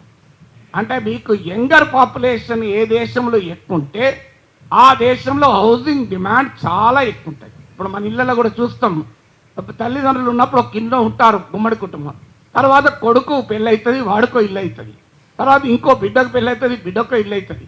ఆ తర్వాత ఇలా ఇల్లు పెరుగుతుంటాయి. ఒక్క ఇల్లు కాస్త 3 ఇళ్ళు 4 ఇళ్ళు అవుతాయి. అందువల్ల భారతదేశానికి ఉన్న డెమోగ్రఫిక్ డివిడెండ్ రీత్యా హౌసింగ్ డిమాండ్ విపరీతంగా పెరుగుతుంది దేశంలో. ఇక రెండవది ఇన్ఫ్రాస్ట్రక్చర్ డిమాండ్. ఇది second most important. 20% of cement consumption ఇవాళ ఇన్ఫ్రాస్ట్రక్చర్లో ఉంది. ఇన్ఫ్రాస్ట్రక్చర్ అంటే రోడ్లు, రైల్వేలు, మెట్రోలు, ఎయిర్పోర్ట్లు, పోర్టులు, ఆయిల్ అండ్ గ్యాస్ పైప్ లైన్లు, ఇవన్నీ దేశంలో పెరుగుతున్నాయి. ఇండియాలో infrastructure growth rate GDP growth rate కన్నా ఎక్కువ ఉంది. అంటే రాబోయే కాలంలో హౌసింగ్ డిమాండ్ పెరుగుతోంది, ఇన్ఫ్రాస్ట్రక్చర్ డిమాండ్ పెరుగుతోంది కనుక సిమెంట్ డిమాండ్ అనివార్యంగా పెరుగుతుంది. ఇక కోల్ ఎందుకు ఇంత ఇంపార్టెంట్ ఇంతకుముందు చెప్పాను. భారతదేశంలో ఉత్పత్తి అయ్యేటువంటి కోల్లో కేవలం 3 to 4% మాత్రమే సిమెంట్ ఇండస్ట్రీకి వస్తుంది. అందువల్ల మీకు పెద్ద పెద్ద కంపెనీలకు కూడా ఆస్ట్రేలియా నుంచి ఇతర దేశాల నుంచి కోల్ దిగుమతి చేసుకుంటున్నారు.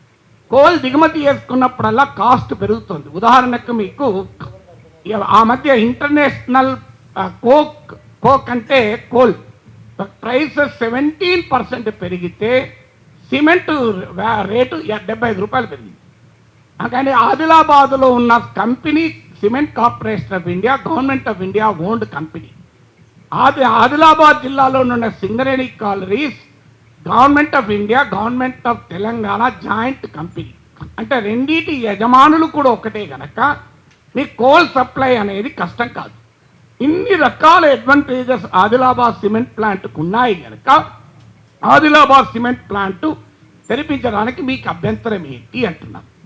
ఆదిలాబాదులో భూమి ఉంది, ఆదిలాబాద్లో సున్నప్రాయింది, ఆదిలాబాద్లో బొగ్గుంది, ఆదిలాబాద్లో నీళ్లున్నాయి, ఆదిలాబాద్లో స్కిల్డ్ మ్యాన్ పవర్ ఉన్నారు.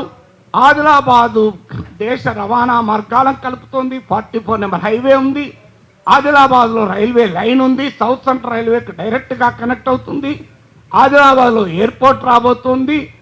ఆదిలాబాద్ దేశంలో సౌత్ ఇండియాలో హైయెస్ట్ సిమెంట్ కన్సంప్షన్ ఉండే ప్రాంతంలో ఉన్నాయి. మరి అన్నీ ఉన్న అల్లున్నోట్లో శని ఏంటంటే పొలిటికల్ విల్ లేదు.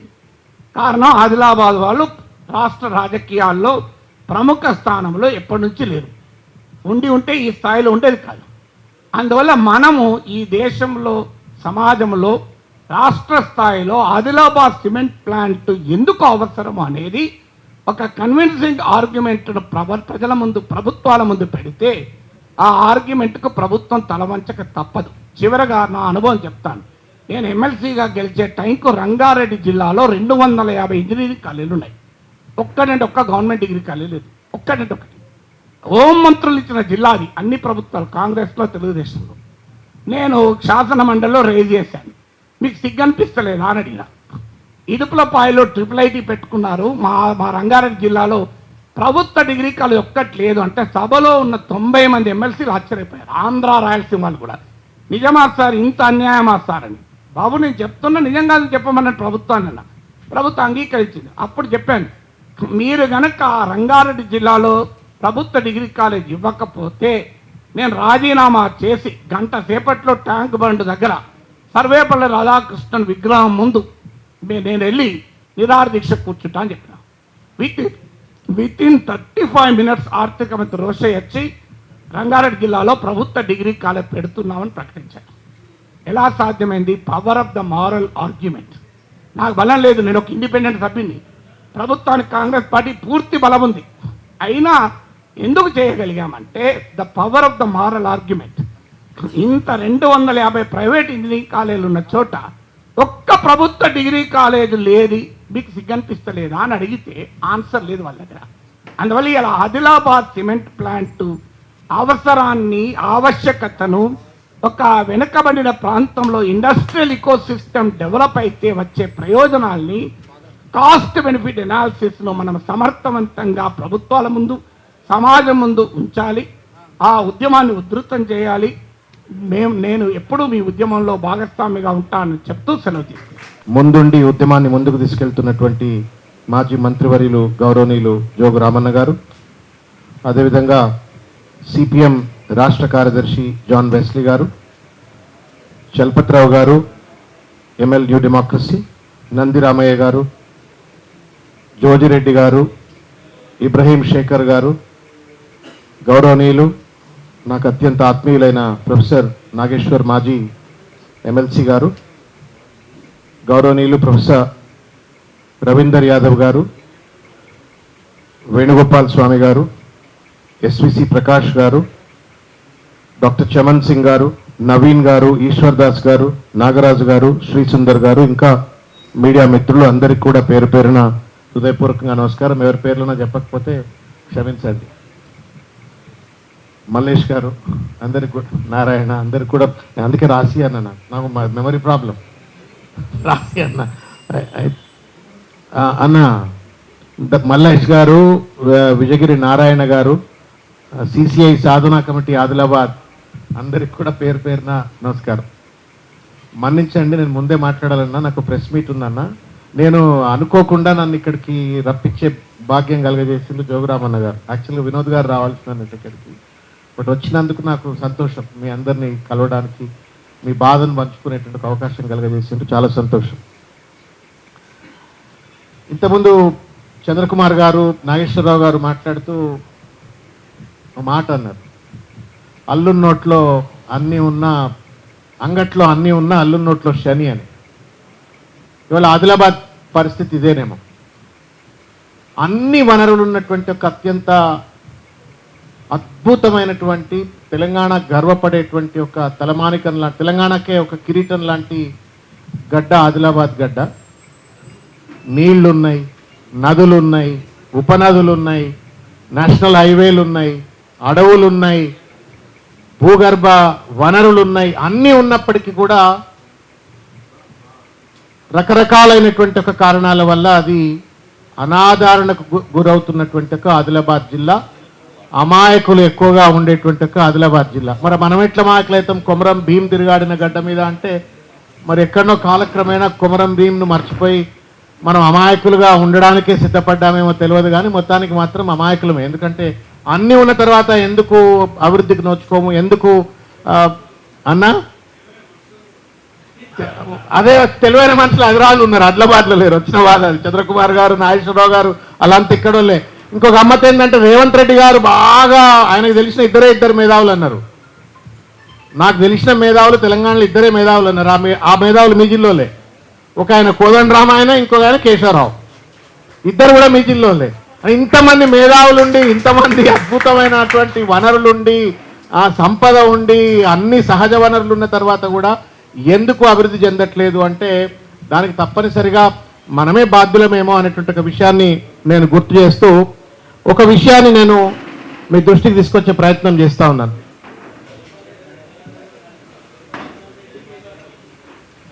కోదండరాం పేరు చెప్పలే, మర్చిపోయిండు. కోదండరాం పేరు చెప్పలే, మర్చిపోయిండు.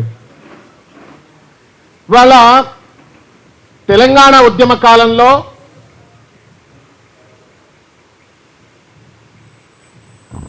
బంద్ చేయబడ్డటువంటి, మూతవేయబడ్డటువంటి అన్ని పరిశ్రమలు కూడా రాష్ట్ర వ్యాప్తంగా తెరిపించాలా అనేటువంటి ఒక డిమాండ్ను బలంగా ముందుకు తీసుకెళ్ళినాం తెలంగాణ ఉద్యమ కాలంలో. సరే, ఇంతకుముందు అన్న మాట్లాడింది, ఎన్ఎస్ఎఫ్ గురించి మాట్లాడింది. అనేక కారణాల వల్ల నిజాం షుగర్ ఫ్యాక్టరీని ఓపెన్ చేయించలేకపోయినప్పటికీ కూడా but there was a consistent effort from the BRS party. దాని ఫలితమే సిర్పూర్ కాగజ్ నగర్ మిల్ అనేటువంటిది రివైవ్ అయింది అనే ఒక విషయాన్ని గుర్తు చేస్తూ, రాష్ట్ర విభజన చట్టంలో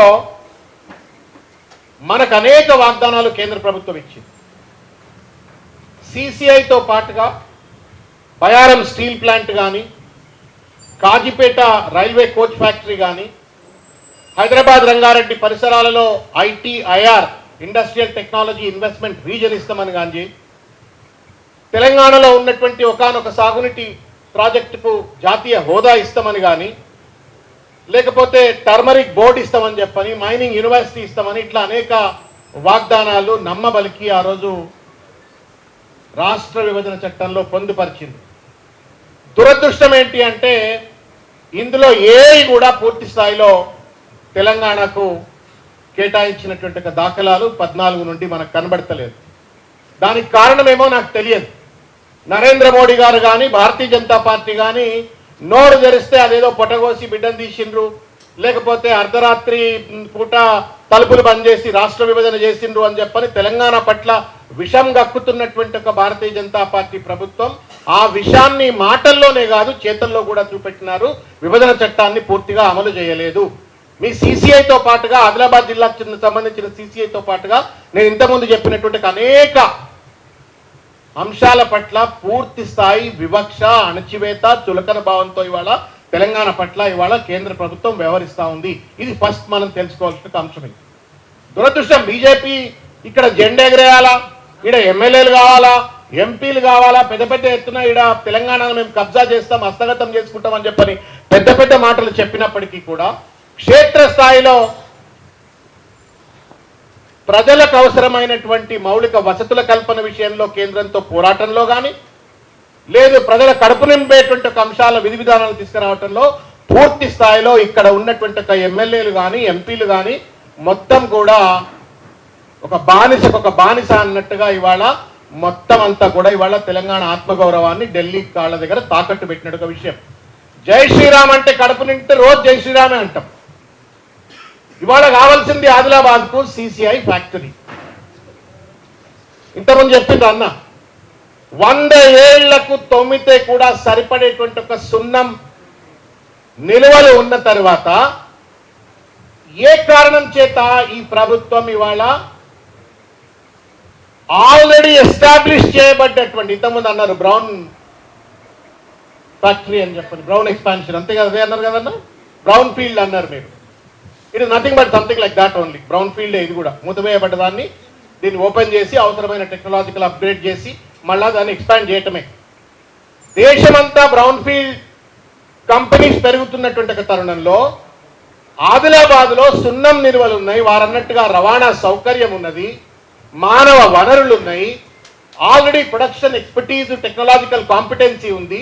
ఇన్ని ఉన్న తర్వాత ఏ కారణం చేత ఓపెన్ చేయట్లేరు అంటే నాకు కనిపించినటువంటి ఒక కొన్ని విషయాలు నేను మీ దృష్టికి తీసుకొస్తా. ఇంతకుముందు తెలంగాణకు రాష్ట్ర విభజన చట్టంలో పొందుపరిచినటువంటి ఒక ఏ అంశాన్ని కూడా పూర్తిగా అమలు చేయకుండా ఇవాళ ఆంధ్రాకి ఏ రకంగా, తెలంగాణకేమో మొండి చేయి, ఆంధ్ర వాళ్ళకేమో ఆదరణ ఎక్కువైపోయి ఏం చేస్తా ఉన్నారంటే 100% పోలవరంకు నేషనల్ ప్రాజెక్ట్ స్టేటస్ ఇచ్చినారు. అమరావతి గ్రీన్ఫీల్డ్ క్యాపిటల్ కు 15,000 కోట్ల రూపాయలు రాజధాని నిర్మాణం కోసం గ్రాంట్ ఇచ్చినారు. IIM Visakhapatnam, IIT Tirupati, NIT Tadepalligudem, all India institute of medical sciences Mangalagiri, Indian institute of petroleum and energy Visakhapatnam, Indian institute of science education research Tirupati, central university of Andhra Pradesh Anantapur, national Sanskrit university Tirupati, Indian institute of foreign trade Kakinada, తర్వాత Visakhapatnam to Chennai industrial corridor, Hyderabad to Bengaluru industrial corridor, plus mega bulk drug park at Nakkalapalli అని చెప్పని, తర్వాత మొత్తం మీద దాదాపు 50,000 నుండి 1,00,000 కోట్ల రూపాయల ఫిస్కల్ డెఫిసిట్ ను వాళ్ళని ఆదుకోవడం కోసం అని చెప్పని రకరకాలైనటువంటి గ్రాంట్ల రూపంలో 14 ఫైనాన్స్ కమిషన్ 15 ఫైనాన్స్ కమిషన్ రూపంలో వాళ్ళకి ఇచ్చినారు.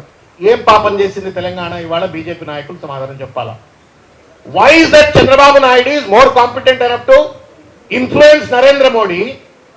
Why is that BJP leadership despite having 8 MPs, 8 మంది ఎమ్మెల్యేలు 8 మంది ఎంపీలు ఉన్న తర్వాత చేరదచ్చినట్టుగా ఎందుకున్నారు, మోడీని ఎందుకు మెప్పియలేకపోతా ఉన్నారు అని చెప్పని వారు అడగవలసిన అవసరం ఉంది. ఏ ముఖం పెట్టుకొని మీరు ఇవాళ బీజేపీని జెండా ఎత్తేసి ఇవాళ తెలంగాణ వ్యాప్తంగా మళ్ళా మీరు ప్రచారాలు చేస్తా ఉన్నారు, పార్టీని ప్రాబల్యం పెంచుకోవడానికి ప్రయత్నం చేస్తా ఉన్నారు అని చెప్పని ప్రశ్నించవలసిన అవసరం ఉంది. నేను ఇంతకుముందు అన్నని అడిగిన, ఏమన్నా మీరు కంపెనీ కావాలనుకుంటే మీరు అదాని దగ్గరికి పోతే కంపెనీ వస్తుందన్నా, మీరు హైదరాబాద్కి వచ్చి మీరు సుందరయ్య పార్క్లా లేకపోతే ఇంకో దగ్గర పెట్టి ఎట్లా వస్తుంది అని చెప్పని అన్నతో మాట్లాడుతున్నా. మీరు చూడరు, మీ డిమాండ్లో చిన్న మార్పు చేసి, ఇది కేంద్ర ప్రభుత్వ రంగ సంస్థ కాదు, అదాని అదాని ఇది టేక్ ఓవర్ చేయవా నువ్వు అని చెప్పని అండ్రి, రేపు పొద్దుగాల మీ ఇంటికాడికి అదాని వచ్చేసి కంపెనీని టేక్ ఓవర్ చేయకపోతే అడుగురు. ఇది కుట్ర, ఒక డెలిబరేట్ గా, ఒక కాన్స్పిరసీగా అక్కడ ఉన్నటువంటి ఒక అంబుజాను ఇంకోడో మొత్తానికి ఇది అదాని అంబానీలకు కట్టబెట్టాలనేటువంటి ఒక ప్రతిపాదన. పోతే పోయింది పోయి, మా దగ్గర ఒక కంపెనీ వస్తుంది, అదాని తీసుకుపోయినా పర్వాలేదు అని చెప్పని మనం కొంచెం మెతకబడితే నరేంద్ర మోడీ మీ దగ్గరికి దూతలను పంపిస్తాడు, ఇమీడియట్ గా అదానిని కంపెనీ కట్టబెట్టేట్టుగా దుర్మార్గమైన ప్రయత్నం చేస్తారు. ఇది అసలు కిటికీ. మనమేమనుకుంటున్నాం, కంపెనీ ఓపెన్ చేయట్లేరు, పాలక వర్గాల పైన ఒత్తిడి మనం పెట్టలేకపోతున్నాం అనుకుంటున్నాం. పాలక వర్గానికి కుట్రైంది, బీజేపీ కుట్రైందా అంటే అదానికి ఎట్లా కట్టబెట్టాలి? ఎందుకంటే 100 ఏళ్లు తొమ్మితే వచ్చేటువంటి ఒక సంపద అక్కడ ఉన్నది, మానవ వనరులు ఉన్నాయి, రవాణా సౌకర్యం ఉంది, అన్ని నీళ్లు ఉన్నాయి, అన్ని ఉన్నాయి. కాబట్టి వాళ్ళ దాన్ని వాళ్ళ స్నేహితుడైనటువంటి అదానికి కట్టబెట్టాలనే ఒక కుట్రలో భాగంగా మనకు సిసిఐ రావట్లేదు. ఇది ప్రధానమైనటువంటి. స్థానిక బీజేపీ నాయకులనైనా మీరు మాకండగా ఉంటారా, అదాని కోసం మీరు పాటుపడతారా అని చెప్పని వాళ్ళ స్థానిక బీజేపీ నాయకులను కూడా నిలవేయవలసిన అవసరం ఉందనే విషయాన్ని నేను గుర్తు చేస్తా ఉన్నాను. మిత్రులారా, ఇవాళ బీఆర్ఎస్ పార్టీ మా జోగరామన్న గారి యొక్క ఆలోచనల మేరకు పెద్ద ఎత్తున అనేక మార్లు ఈ అంశాన్ని కేంద్ర ప్రభుత్వం దృష్టికి తీసుకెళ్లే ప్రయత్నం చేసింది. కేటీఆర్ గారు స్వయంగా కేంద్ర మంత్రులతో కలిసిండ్రు, వినతి పత్రాలు ఇచ్చిండ్రు, పార్లమెంట్ లో కూడా లేవనెత్తిండ్రు. ఇంకా బలంగా కూడా రానున్నటువంటి 2 సంవత్సరాల్లో మా జోగురామన్న గారి యొక్క ఆలోచనల మేరకు పార్టీ అంతా కూడా మీతో పాటు ఉంటుంది. హైదరాబాద్ లో మీకు అండగా ఏ రకమైనటువంటి ఒక పోరాటానికైనా మేము సిద్ధంగా ఉంటామని చెప్పని తెలియజేస్తాము. నేను అడుగుతాను మీకు ఒక విషయం. సరే, కేంద్ర ప్రభుత్వం వెనుకబెట్టింది, 250 కోట్ల రూపాయలు మీరు అడ్వాన్స్గా మీరు కనుక మీరు మాకు డిపాజిట్ చేస్తేనో లేకపోతే మీరు అందుబాటులో పట్టుకొస్తేనో మేము మిగతా ఏదో చేస్తామని చెప్పని ఏదో మెలికబెట్టింది అని చెప్పని అంటున్నారు. రేవంత్ రెడ్డి ఓట్ల కోసం వచ్చినప్పుడు ఏం చెప్పిండు? ఆదిలాబాద్ దత్తత తీసుకుంటా అన్నాడు, సిసిఐ ఫ్యాక్టరీని ఓపెన్ చేస్తా అన్నాడు, 250 కోట్ల రూపాయలు కాదు 500 కోట్ల రూపాయలనే నేను కేటాయిస్తా అన్నాను చెప్పని. ఇవాళ ఫ్యూచర్ సిటీ అని చెప్పని 1,00,000 కోట్ల రూపాయలు నేను కడతానంటాడు. మూసీ నదిని 1,00,000 కోట్లు 1,50,000 కోట్ల రూపాయలు నేను కేటాయించి మొత్తం దాన్ని కొబ్బరి నీళ్ళు చేస్తా అని చెప్పని మాటలు మాట్లాడతాడు. మూసీ నదిలో మురికి నీళ్ల కంటే కూడా చెడిపోయింది ఆదిలాబాద్ ప్రజలు. నువ్వు వాళ్ళ 1,00,000 కోట్ల పెడతా అంటున్నావు, మరి 250 కోట్లు పెట్టినా అంటే ఇవాళ మొత్తం ఆదిలాబాద్ కు శాపంగా మారినటువంటి వాళ్ళు అటు బీజేపీ, నాణానికి 2 వైపులు అన్నట్టుగా బీజేపీ, కాంగ్రెస్, రేవంత్ రెడ్డి కావచ్చు లేదా నరేంద్ర మోడీ కావచ్చు. అందుకే అంటుంటారు బడే బాయ్ చోటే బాయ్ అని చెప్పని. బడే బాయ్ అదాని కోసం పనిచేస్తాడు, బడే బాయ్ ఎజెండాను అమలు చేస్తున్నట్టుగా రేవంత్ రెడ్డి కూడా పరోక్షంగా ఇవాళ కుమ్మక్క అయిపోయి అదానికి కేటాయించడం, అదాని కట్టబెట్టడం కోసం ఇవాళ ఆ నిధులు కేటాయిస్తలేడని అనుమానం కలుగుతా ఉంది. కాబట్టి మన శత్రువులు ఇవాళ ఇద్దరు, అటు కాంగ్రెస్ ఇటు బీజేపీ ఇద్దరు కూడా. ఈ ఇద్దరు ఇవాళ కలిసికట్టుగా ఇవాళ ఆదిలాబాద్ యొక్క భవిష్యత్తును, ఆదిలాబాద్ తల రాతను మార్చేటువంటి ఒక అద్భుతమైన సిసిఐ ఫ్యాక్టరీని ఇవాళ అదానికి కట్టబెట్టాలని ఒక కుట్ర చేస్తా ఉన్నారు. అందుకే మోడీ ఎజెండాని ఇవాళ అమలు చేస్తున్న కాంగ్రెస్ ముఖ్యమంత్రి రేవంత్ రెడ్డి అదానికి ఏం చేస్తున్నాడో మీకు అందరికీ తెలుసు. ఫ్యూచర్ సిటీ పేరు మీద అదానికి అంబాలకు ఆఖరికి ఇలా కన్ను ఆదిలాబాద్ మీద కూడా పడ్డది.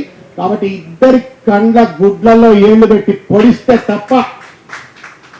తప్ప మనకు న్యాయం జరగదనే ఒక విషయాన్ని గుర్తు చేస్తూ మీ పక్షాన ఏ పోరాటానికైనా మా అన్న ఉన్నారు, మా అందరికీ గౌరవనీయులు, మార్గదర్శకులు, పార్టీలో అత్యంత క్రియాశీలకమైనటువంటి నాయకులు. కాబట్టి వారి యొక్క ఆలోచనల మేరకు కేటీఆర్ గారు, మేము అంతా కూడా మీకు అండగా ఉంటాము.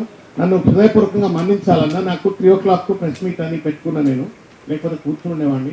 మాట్లాడేది వెళ్ళిపోతున్నాడు పెద్ద మనిషి అట్లా అనుకోకండి. దయచేసి నేను ప్రెస్ మీట్ ఉంది, పోవాలా, ఆల్రెడీ కమిటెడ్ కాబట్టి వెళ్తా నేను. బట్ మీతో పాటు ఇంకా ఎప్పుడైనా ఏ సమావేశాలైనా, ఏ రిప్రజెంటేషన్స్ అయినా, ఏ పోరాటాలైనా మీతో పాటు పార్టీ అండగా ఉంటుందని చెప్పని తెలియజేస్తూ నాకు ఈ అవకాశం ఇచ్చిన మా శ్రీనన్నకు, తర్వాత జోగరామన్న గారికి హృదయపూర్వకంగా ధన్యవాదాలు తెలియజేస్తూ ముగిస్తా ఉన్నాను. ధన్యవాదాలు. జై తెలంగాణ. సిసిఐ పునరుద్ధరణ కేంద్ర రాష్ట్ర ప్రభుత్వాల బాధ్యత. ఈ అంశం పైన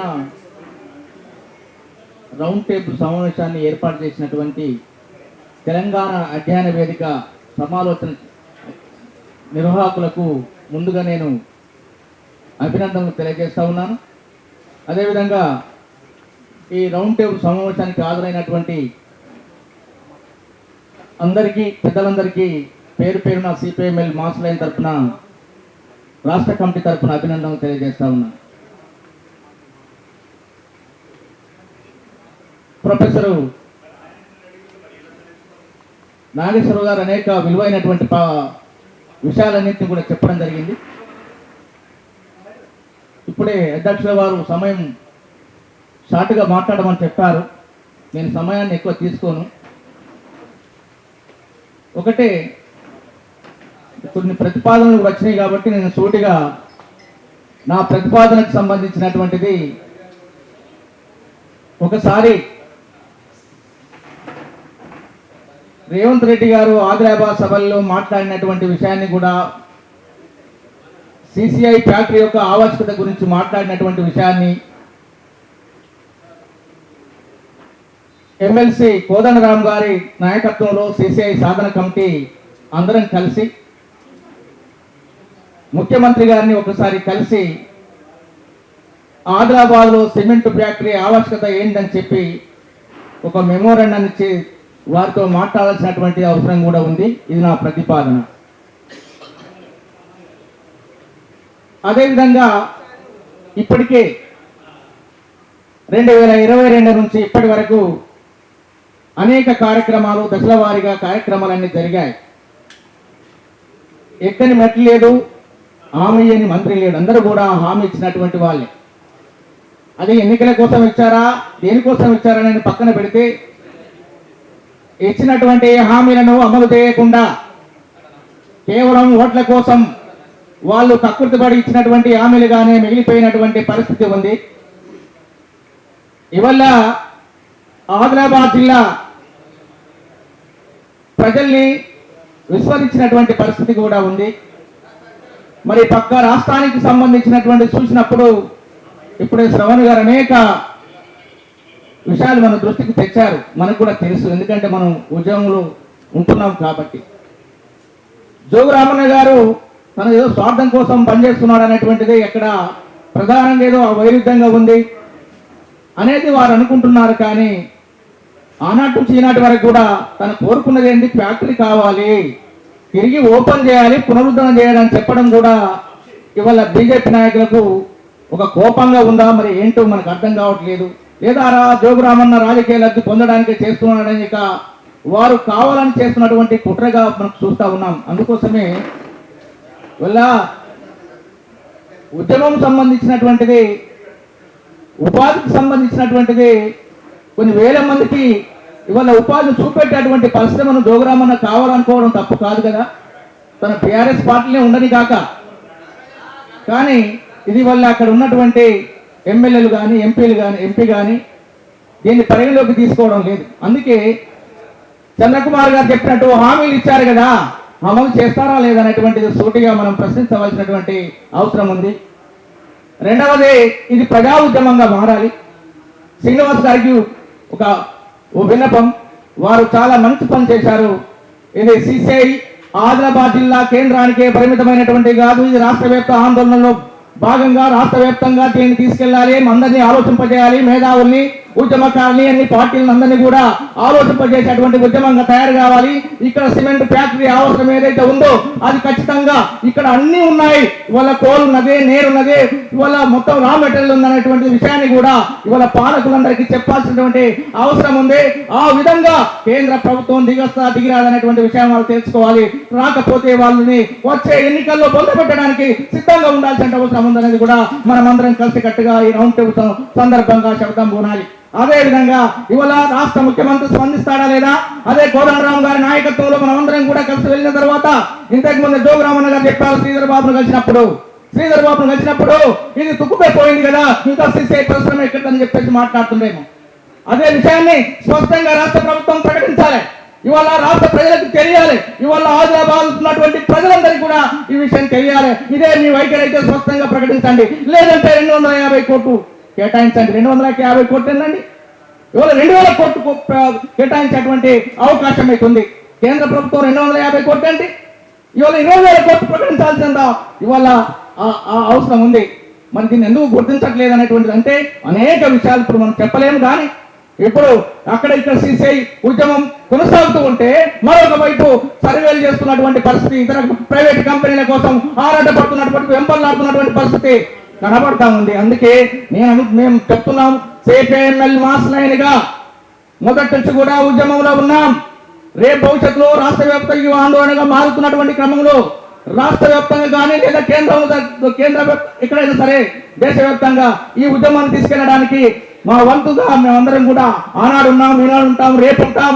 ఇవల్ల ప్రజా ఉద్యమంగా మారేటువంటి దానికోసం జరిగేటువంటి ఉద్యమంలో మా శ్రేణులందరం కూడా పాల్గొంటామని చెప్తూనే, అదేవిధంగా రేపు ఏదైతే ఒక డేట్ అనుకొని ఒక తేదీ అనుకొని నా ప్రతిపాదన ముఖ్యమంత్రిని కలిసే దానికోసం ఒక మెమోరాండం తయారు చేసేసి కోదండరాం గారు వారు ఎప్పుడు టైం ఇస్తారు దానికి సంబంధించినటువంటిది శ్రీధర్ బాబు గారు కలవడం, ముఖ్యమంత్రులు కలవడం అనేటువంటిది ఒక తేదీని కూడా మనం అందరం కలిసి కట్టుగా అనుకొని దాని వెలుగులో మనం అందరం కూడా తర్వాత వాళ్ళ వైఖరిని బట్టి మన ఉద్యమాన్ని ఏ విధంగా తీవ్రతరం చేద్దాం అనేటువంటిది కూడా తగిన నిర్ణయాలు తీసుకొని ముందుకు పోదామని తెలియజేస్తూ ఈ అధ్యక్ష వారు సమయం లేదన్నట్టు కాబట్టి ఈ అవకాశం ఇచ్చినటువంటి అధ్యక్ష వారికి అభినందనలు మరొకసారి తెలియజేస్తూ ఒక మంచి కార్యక్రమం చేపట్టినటువంటి శ్రీనందకు మరొకసారి సిపిఎంఎల్ మోస్ట్ తరఫున అభినందన తెలియజేస్తూ సెలవుస్తున్నాను. ఆదిలాబాద్ లో సిమెంట్ పరిశ్రమను పునరుద్ధరించాలని అనేక సంవత్సరాల నుండి అక్కడ సాధన కమిటీ ఏర్పడి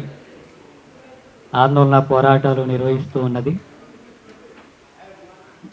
ప్రభుత్వాలు హామీలు ఇచ్చి అమలు జరగనటువంటి పద్ధతిని కొనసాగిస్తున్నాయి. అక్కడ ఉండేటటువంటి రైతులు ఇక్కడ పరిశ్రమ వస్తే మా పిల్లలకు ఉద్యోగాలు వస్తాయి, ఒక 100 సంవత్సరాల వరకు ఇక్కడ ఉద్యోగ అవకాశాలు లభించేటటువంటి అవకాశం ఉంటుందని 1 ఎకరా 3-4 వేల రూపాయలకే ఇచ్చినటువంటి పరిస్థితి ఉంది అందులో. ఇప్పుడు ఆ భూమి ధర మన వాళ్ళు చెప్పేదాన్ని బట్టి 4-5 కోట్ల రూపాయలు ఉంది 1 ఎకరా భూమి. వాళ్ళు 3-4 వేలకే ఇచ్చారు రైతులంతా కూడా, దాదాపు 800 ఎకరాల భూమి. అంటే వాళ్ళు పంటలు కోల్పోయారు ఇన్ని సంవత్సరాలు, దాని మీద వచ్చేటటువంటి ఆదాయాన్ని కోల్పోయారు.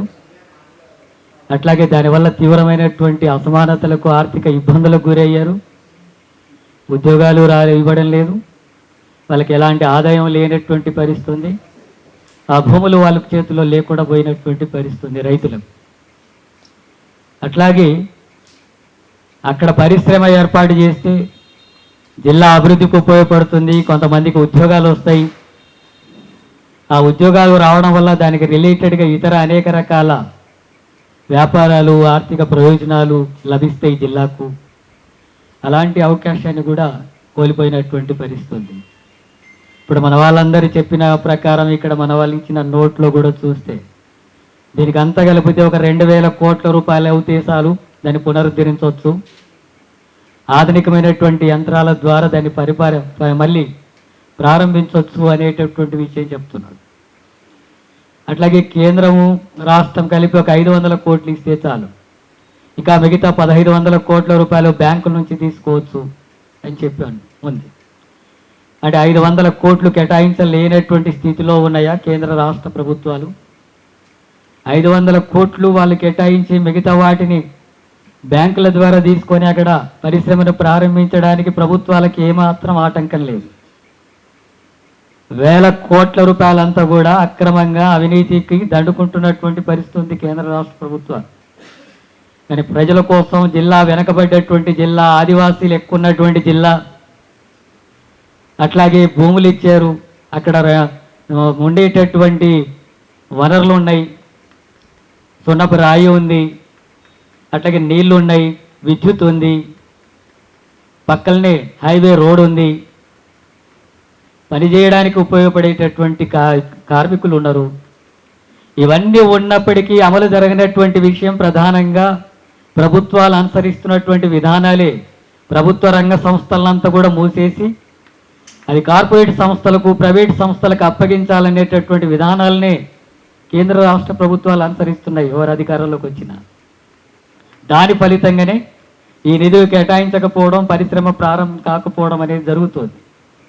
అందుకని కేంద్ర రాష్ట్ర ప్రభుత్వాలు ఇచ్చినటువంటి హామీలు అమలు జరగాలని ఇక్కడ సాధన కమిటీ మిగతా మిత్రులందరూ కూడా కలిసి హైదరాబాద్లో కూడా ఆందోళన చేస్తే, ఇక్కడ రాష్ట్ర రాజధానిలో ప్రజల దృష్టికి కూడా తీసుకొస్తే, ప్రభుత్వం దృష్టికి కూడా తీసుకొస్తే ఈ సమస్య పరిష్కారానికి కొంత అవకాశం ఉంటుంది. అలాగే భవిష్యత్తు ఉద్యమాన్ని ముందుకు తీసుకెళ్లడానికి రాష్ట్ర వ్యాప్తంగా కూడా దీనికి మద్దతు చేకూర్చుకోవాలనేటటువంటి ఉద్దేశంతో ఈ సమావేశం ఏర్పాటు చేశారు. అందుకని ఈ నిర్వాహకులందరికీ కూడా సిపిఎం రాష్ట్ర కమిటీ తరఫున అభినందనలు తెలియజేస్తున్నాను. తప్పకుండా సిపిఎం పార్టీ రాష్ట్ర కమిటీ ఈ సమస్య పరిష్కారం కోసం, ఆదిలాబాద్లో సిమెంట్ పరిశ్రమ పునరుద్ధరణ కోసం జరిగేటటువంటి ఎలాంటి ఉద్యమమైనా పూర్తిగా సహకారంగా ఉంటుంది, దానికి అండదండగా ఉంటుంది. ఇప్పటికే ఆ జిల్లాలో మా నాయకులంతా కూడా, మల్లేష్ మిగతా వాళ్ళందరూ కూడా, దత్తు గారు మిగతా నాయకులంతా కూడా ఈ ఉద్యమంలో ముఖ్యమైనటువంటి పాత్ర పోషిస్తున్నారు. ఇది కేవలం ప్రభుత్వాలు, కేంద్రంలో ఉండేటటువంటి ప్రభుత్వం ప్రధానంగా ఒక నిర్ణయం తీసుకుంటే రాష్ట్ర ప్రభుత్వం మీద కూడా నిర్ణయం తీసుకొని ఒత్తిడి తీసుకురావడానికి అవకాశం ఉంది. కానీ కేంద్రం ఏమాత్రం స్పందించడం లేదు. 8 మంది ఎంపీలు ఉన్నారు, ఎమ్మెల్యేలు ఉన్నారు, స్పందించడం లేదు. 2 మంత్రులు ఉన్నారు, స్పందించడం లేదు. రాష్ట్రానికి సంబంధించిన ఏ విషయాల మీద స్పందించరు వాళ్ళు. రాష్ట్రానికి నిధులు రాకపోయినా స్పందించరు. ఏ ఒక్క ప్రాజెక్టుకు జాతీయ హోదా ఇవ్వకపోయినా స్పందించరు. ఇక్కడ ఎలాంటి విద్యా సంస్థలను ప్రారంభించడానికి వాళ్ళు ముందుకు రారు, పరిశ్రమలు ప్రారంభించడానికి ముందుకు రారు. అట్లాగే రైతులంతా కూడా వెనకబడిపోతున్నటువంటి పరిస్థితుల్లో ఉంటే వాళ్ళని ఆదుకోవడానికి ఏమాత్రం ఉండదు. కేంద్రంలో ఖాళీ పోస్టులు ఉంటే వాళ్ళని ఉద్యోగాలు భర్తీ చేయడానికి అవకాశం ఇవ్వడం లేదు. ఉద్యమాలు జరిగితే అణచివేస్తున్నారు, కేసులు పెడుతున్నారు, విద్యార్థుల మీద కూడా కేసులు పెట్టేటటువంటి కార్యక్రమాన్ని పూనుకుంటున్నారు. ఇంకా గట్టిగా ప్రశ్నిస్తే ఊపా చట్టం లాంటివి తీసుకొస్తున్నారు. ఈ రూపంలో మొత్తం ప్రజా ఉద్యమాల్ని అణిచివేసేటటువంటి విధానాన్ని కేంద్ర ప్రభుత్వం అనుసరిస్తుంది. వాటికి వ్యతిరేకంగా మన సమస్య పరిష్కారం కోసం పోరాడాలి. అట్లాగే రాష్ట్ర ముఖ్యమంత్రి రేవంత్ రెడ్డి కూడా కేంద్ర ప్రభుత్వంతో కేవలం కాగితాలు ఇచ్చొస్తే, వినతి పత్రాలు ఇచ్చొస్తే సరిపోదు. పోరాడడానికి సన్నద్ధం కావాలి. కేంద్ర ప్రభుత్వంతో పోరాడాలి. మా రాష్ట్రానికి కావలసినటువంటి దాంట్లో సిమెంట్ పరిశ్రమను ప్రారంభించడానికి ఎందుకు అనుమతి ఇవ్వరని, ఎందుకు నిధులు కేటాయించారని చెప్పి పోరాడాలి కదా. ఈ ఉద్యమానికి నాయకత్వం వహించాలి కదా.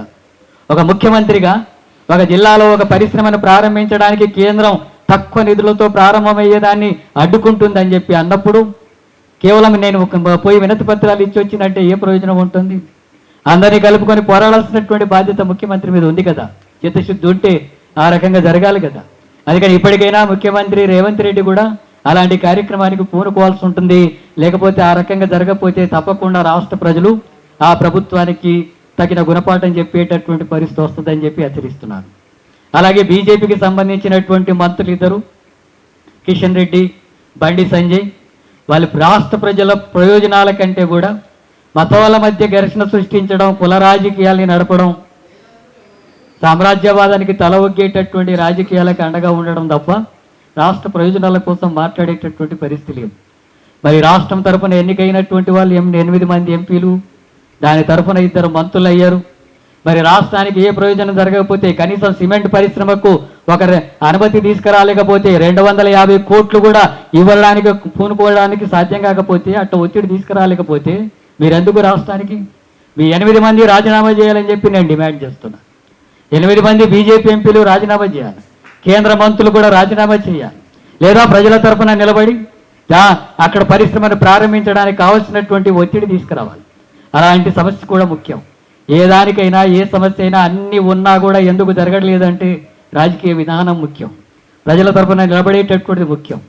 ఈ ప్రభుత్వ రంగ సంస్థలంతా ప్రైవేటు పరం చేయాలనేటటువంటి వాళ్ళకు ఓట్లేసి అధికారం ఇచ్చి వాళ్ళని ఎమ్మెల్యేలు చేసి, ఎంపీలను చేసి, మంత్రులను చేసి, ముఖ్యమంత్రుల్ని, ప్రధానమంత్రుల్ని చేసిన తర్వాత ఉన్న సంపద అంతా కూడా కొల్లగొట్టుకోవడానికి అనుమతి ఇవ్వడం లాంటిదే తప్ప అది మన రాష్ట్ర ప్రజలకు ఉపయోగపడేటటువంటి విధానాలు ఉండవు. అందుకని ఈ సమస్య మీద పోరాడుతూనే మొత్తం ప్రభుత్వ విధానాలే ప్రజా వ్యతిరేకమైనటువంటి ఉన్నాయి, కార్పొరేట్ సంస్థలకు అనుకూలమైనటువంటి ఉన్నాయి. ఈ సంపదన వాళ్ళకు దారదత్తం చేయడానికి కావాల్సినటువంటి ప్రయోజనాలతో భాగంగానే వీటికి అనుమతి ఇవ్వడం లేదు. వాటికి వ్యతిరేకంగా కూడా మనం పోరాడాల్సినటువంటి అవసరం ఉంటుందని చెప్పి తెలియజేస్తూ, ఈ కార్యక్రమాల్లో మీరు ఎలాంటి కార్యక్రమం తీసుకున్నా, ఎలాంటి పోరాట రూపం తీసుకున్నా సిపిఎం పార్టీ ఒక అడుగు ముందునే ఉంటుంది తప్ప వెనకడికి వేసేటటువంటి సమస్య లేదని చెప్పి మీ అందరికి కూడా తెలియజేస్తూ, ఈ అవకాశం ఇచ్చినందుకు ధన్యవాదాలు తెలియజేస్తూ ముగిస్తున్నాను. కేంద్ర రాష్ట్ర ప్రభుత్వాల బాధ్యత అనే అంశంపై తెలంగాణ అధ్యయన సమాలోచన కేంద్రం ఆధ్వర్యంలో ఈ రౌండ్ టేబుల్ సమావేశం నిర్వహిస్తున్నటువంటి అధ్యాపక బృందానికి మరియు అధ్యక్షులకు, వారికి పీడీఎస్యు రాష్ట్ర కమిటీ పక్షాన విప్లవ అభినందన తెలియజేస్తూ, మిత్రులారా, ఇక్కడ ఇప్పుడు కాంగ్రెస్ ప్రభుత్వాన్ని మనం అడిగితే కాంగ్రెస్ ప్రభుత్వం ఇది కేంద్ర ప్రభుత్వం ఉన్నటువంటి అంశం కాబట్టి వాళ్ళ మీద ఎక్కువ ఒత్తిడి తీసుకురావాలనేటువంటి అంశాన్ని వాళ్ళు చెప్తున్నటువంటి విషయం.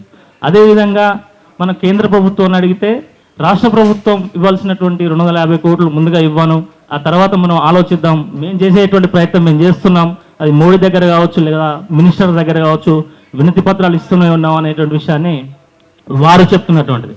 కాబట్టి ఇక్కడ మనం చూడాల్సింది ఏంటంటే, మనకు ఇది సాధించాలంటే మనం ముఖ్యంగా ఈ ఇద్దరి శత్రువుల్ని మనం ఎదుర్కోవాల్సినటువంటి అవసరం ఉంది. అదేవిధంగా నిజంగా కాంగ్రెస్ పార్టీకి ఈ అంశం పట్ల చిత్తశుద్ధి ఉంటే, నాకు తెలిసి ఈ సాధన కమిటీలో కాంగ్రెస్ పార్టీకి సంబంధించినటువంటి వ్యక్తులు ఎవరు కూడా ఇందులో భాగస్వామ్యం లేరనేటువంటి విషయం నాకు అర్థమవుతుంది. ఉంటే ఇక్కడికి రావాలి. ఇక్కడికి రాలేదు అంటేనే వాళ్ళ దంద వైఖరి అర్థమవుతుంది. కాబట్టి మనం ఈ కాంగ్రెస్ ప్రభుత్వాన్ని, అదేవిధంగా బీజేపీ ప్రభుత్వాన్ని మెడలుంచాల్సినటువంటి అవసరం ఉంది. స్పష్టంగా ఇక్కడ రాజకీయం అనేటువంటి అంశం తలెత్తుతుంది. కాబట్టి మనం శత్రువులు, మిత్రువులు ఎవరో మనం తెలుసుకొని సూటిగా వాళ్ళ మీద మనం ఒక కార్యాచరణ రూపొందించుకొని పోరాట మార్గాన్ని ఎంచుకుంటే ఆ పోరాట మార్గం ద్వారానే ఏదైనా సాధిస్తాం అనేటువంటి విషయం మొన్నటికి మొన్న కాక్రోచ్ జనతా పార్టీ ద్వారా మనకు తెలిసింది. కాబట్టి ఆ పంటాన్ని ఎంచుకొని మనం ఫైట్ చేస్తే బాగుంటుంది అనే విషయాన్ని ఇక్కడ ఉన్నటువంటి వారికి తెలియజేస్తూ, అదేవిధంగా ఇంతకుముందు ప్రొఫెసర్ నాగేశ్వర్ సార్ ఒక మాట మాట్లాడాడు. అరే రంగారెడ్డి చుట్టూ 400కు పైగా ప్రైవేట్ కళాశాలలు ఉన్నాయి, ఒక్కటి కూడా ప్రభుత్వ డిగ్రీ కళాశాల లేదు. మీరు పాలకులు, మీకు సిగ్గున్నాదా అని చెప్పేసి శాసనమండలిలో క్వశ్చన్ చేసినాం అని చెప్పిండు. ఎమ్మటే ఒక హాఫ్ అన్ అవర్లో రోషయ్య గారు ఏదో చేసి దానికి ప్రతిపాదనలు చేసి ప్రకటించరు. అదేవిధంగా ఈ వేదిక నుంచి కూడా మేము అడుగుతున్నాం, ఆదిలాబాద్కి ఇన్ని అవకాశాలు ఉన్నాయని చెప్పేసి డాటా మొత్తం కూడా నాగేశ్వర్ సారు చెప్పిండు. మరి అన్ని అవకాశాలు ఉన్నప్పటికీ కూడా మరి ఆదిలాబాద్కి ఈ సీసీఐ పునరుద్ధరణ ఫ్యాక్టరీని ఎందుకు చేయలేకపోతారో మీకు సిగ్గున్నదా అని చెప్పేసి ఈ రౌండ్ టేబుల్ సమావేశం క్వశ్చన్ చేస్తూ రాబోయేటువంటి రోజుల్లో ఈ సీసీఐ సాధన కమిటీ ఏ నిర్ణయం తీసుకున్నా, ఏ ఉద్యమ కార్యాచరణ తీసుకున్నా ఆ ఉద్యమ కార్యాచరణలో పీడిఎస్ విప్లవ విద్యార్థి సంఘం అయినటువంటి పీడిఎస్ ప్రధాన పాత్ర పోషిస్తుంది అనేటువంటి విషయాన్ని తెలియజేస్తూ ఈ అవకాశం ఇచ్చినటువంటి బృందానికి మరోసారి పీడిఎస్ రాష్ట్ర కమిటీ పక్షాన విప్లవ అభినందన తెలియజేస్తూ ముగిస్తున్నాను. Thank you. అలాగే వేదిక మీద ఉన్న పెద్దలు, సిసిఐ సాధన కమిటీ నాయకులు, మాజీ మంత్రివర్యులు జోగు రామన్న గారు, సిపిఎం రాష్ట్ర కార్యదర్శి జాన్ వెస్లీ గారు, అలాగే ఇతర ప్రముఖులు, జర్నలిస్ట్ మిత్రులు, ఈ సభలో పాల్గొంటున్న అందరికీ ఎస్ఎఫ్ఐ తెలంగాణ రాష్ట్ర కమిటీ తరపున నమస్కారం తెలియజేస్తూ, జనరల్గా ఈ అంశాలను చూసిన తర్వాత ఒక ఏం మాట్లాడాలి అనే అంశాల్లో కూడా సటైరికల్గా అనుకున్నప్పుడు ఎన్నికలు వచ్చినప్పుడు మైకుల ముందు బీజేపీ వాళ్ళు సీసీఐని తెరిపిస్తామంటారు. ఎన్నికలు అయిపోగానే మైకులు మూతపడతాయి, సీసీఐ గురించి మాట్లాడరు. ఢిల్లీ పోతే ఫైల్ దొరకట్లేదేమో వాళ్ళకి ఒకళ్ళు దీని గురించి మాట్లాడడానికి. ఎందుకనంటే ఆదిలాబాద్ జిల్లాలో ప్రజలు, విద్యార్థులు, ప్రజాప్రతినిధులు అందరూ ఏకమై ఈరోజు రాజకీయాలు పక్కన పెట్టి ఈ జిల్లాకి ఒక ఫ్యాక్టరీని సాధించాలి, ఈ జిల్లాలో ఉన్న యువతకి, విద్యార్థికి ఉద్యోగాలు కావాలి అని చెప్పేసి భవిష్యత్తు కోసం పోరాడుతుంటే అక్కడున్న బీజేపీకి సంబంధించినటువంటి ఎమ్మెల్యే కావచ్చు, మంత్రి కావచ్చు, లేకపోతే ఎంపీ కావచ్చు, ఎవరు కూడా దీని గురించి మాట్లాడిన పరిస్థితులు కనిపిస్తూ ఉన్నాయి. అందుకే దీనిని కేవలం ఆదిలాబాద్ జిల్లాకి మాత్రమే పరిమితం చేయకుండా ఈరోజు ఈ రాష్ట్ర వ్యాప్త ఉద్యమంగా దీన్ని మార్చాల్సిన అవసరం ఉంది. ఎందుకంటే లక్షల కోట్ల రూపాయలు ఈరోజు కార్పొరేట్లకి, అతని ఫ్రెండ్స్కి, మోడీ ఫ్రెండ్స్, అతనంటే మోడీ ఫ్రెండ్స్కి లక్షల కోట్ల రూపాయలు ఈరోజు రైటప్ చేస్తున్నారు. ఎక్కడా కూడా వాళ్ళు బీజేపీ పరిపాలన చేస్తున్న రాష్ట్రాల్లో లక్షల కోట్ల రూపాయలు ఎన్నికలు వచ్చినప్పుడు వాటి నిధులు ఇస్తున్నారు. కానీ ఒక 2500 కోట్ల రూపాయలు బీజేపీ ఇక్కడ ఇవ్వదా అంటే ఇవ్వని పరిస్థితి ఉన్నది. ఎక్కడైనా చిన్న చిన్న అంశాలు కనపడితే దాని గురించి ఎవరైనా ఇంకో పదవులు ఏడైనా మాట్లాడితే ఈరోజు బీజేపీ ఎమ్మెల్యే సోషల్ మీడియాలో వైరల్ చేస్తున్నాడు. ఆ ఎమ్మెల్యేని మేము అడుగుతున్న ఈ సందర్భంగా, అయ్యా ఎమ్మెల్యే గారు, మీరు దీని గురించి ఎక్కడైనా నెగిటివ్ వార్త వస్తే సోషల్ మీడియాలో వైరల్ చేసే మీరు ఎందుకు ఈ ప్రజలు, లేకపోతే విద్యార్థులు, యువకులు ఉద్యోగాలు కావాలని, సీసీఐని తెరిపించాలని మాట్లాడుతున్న వీడియోల మీద మీరు ఎందుకు స్పందించరు? మీరు మీడియా ముఖంగా ఎందుకు ముందుకు రారు? ఆదిలాబాద్ ప్రజలు మీకు ఓట్లు వేయలేదా? ఆదిలాబాద్ ప్రజలు మిమ్మల్ని ఎమ్మెల్యేలను ఎంపీలు చేసి పార్లమెంట్కి, శాసనసభకు పంపలేదా? మరి మీరు ఎందుకు మాట్లాడరు?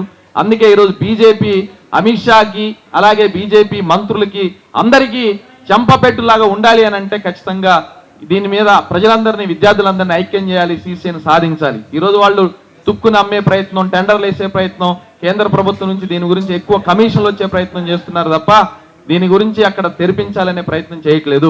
అన్ని అవకాశాలు ఉన్నాయి. నాకు ఒక మిత్రులు మాట్లాడుతూ చెప్పారు, 100 ఏళ్ళు ఉండడం కోసం ఇచ్చినటువంటి ఫ్యాక్టరీని 10 ఏళ్ళు కూడా నడపకుండానే వాయిదా వేసి మూతేసే ప్రయత్నం చేశారు. అందుకే భారత విద్యార్థి ఫెడరేషన్ ఎస్ఎఫ్ఐ సంపూర్ణమైన మద్దతు తెలియజేస్తుంది. భవిష్యత్తులో విద్యార్థుల కోసం, ఆదిలాబాద్ జిల్లాలో ఉన్నటువంటి అందరి యువత కోసం, ఉద్యోగాల కోసం, ఈ ఫ్యాక్టరీ సాధించే దానికోసం ఎస్ఎఫ్ఐ అండగా, తోడుగా ప్రత్యక్ష పోరాటాల్లో ఉంటుందని, బీజేపీ నాయకులకు చెంపపెట్టులాగా ఉండేదానిలాగా పోరాటాలు మరి నిర్వహించాలని కోరుకుంటూ ధన్యవాదాలు.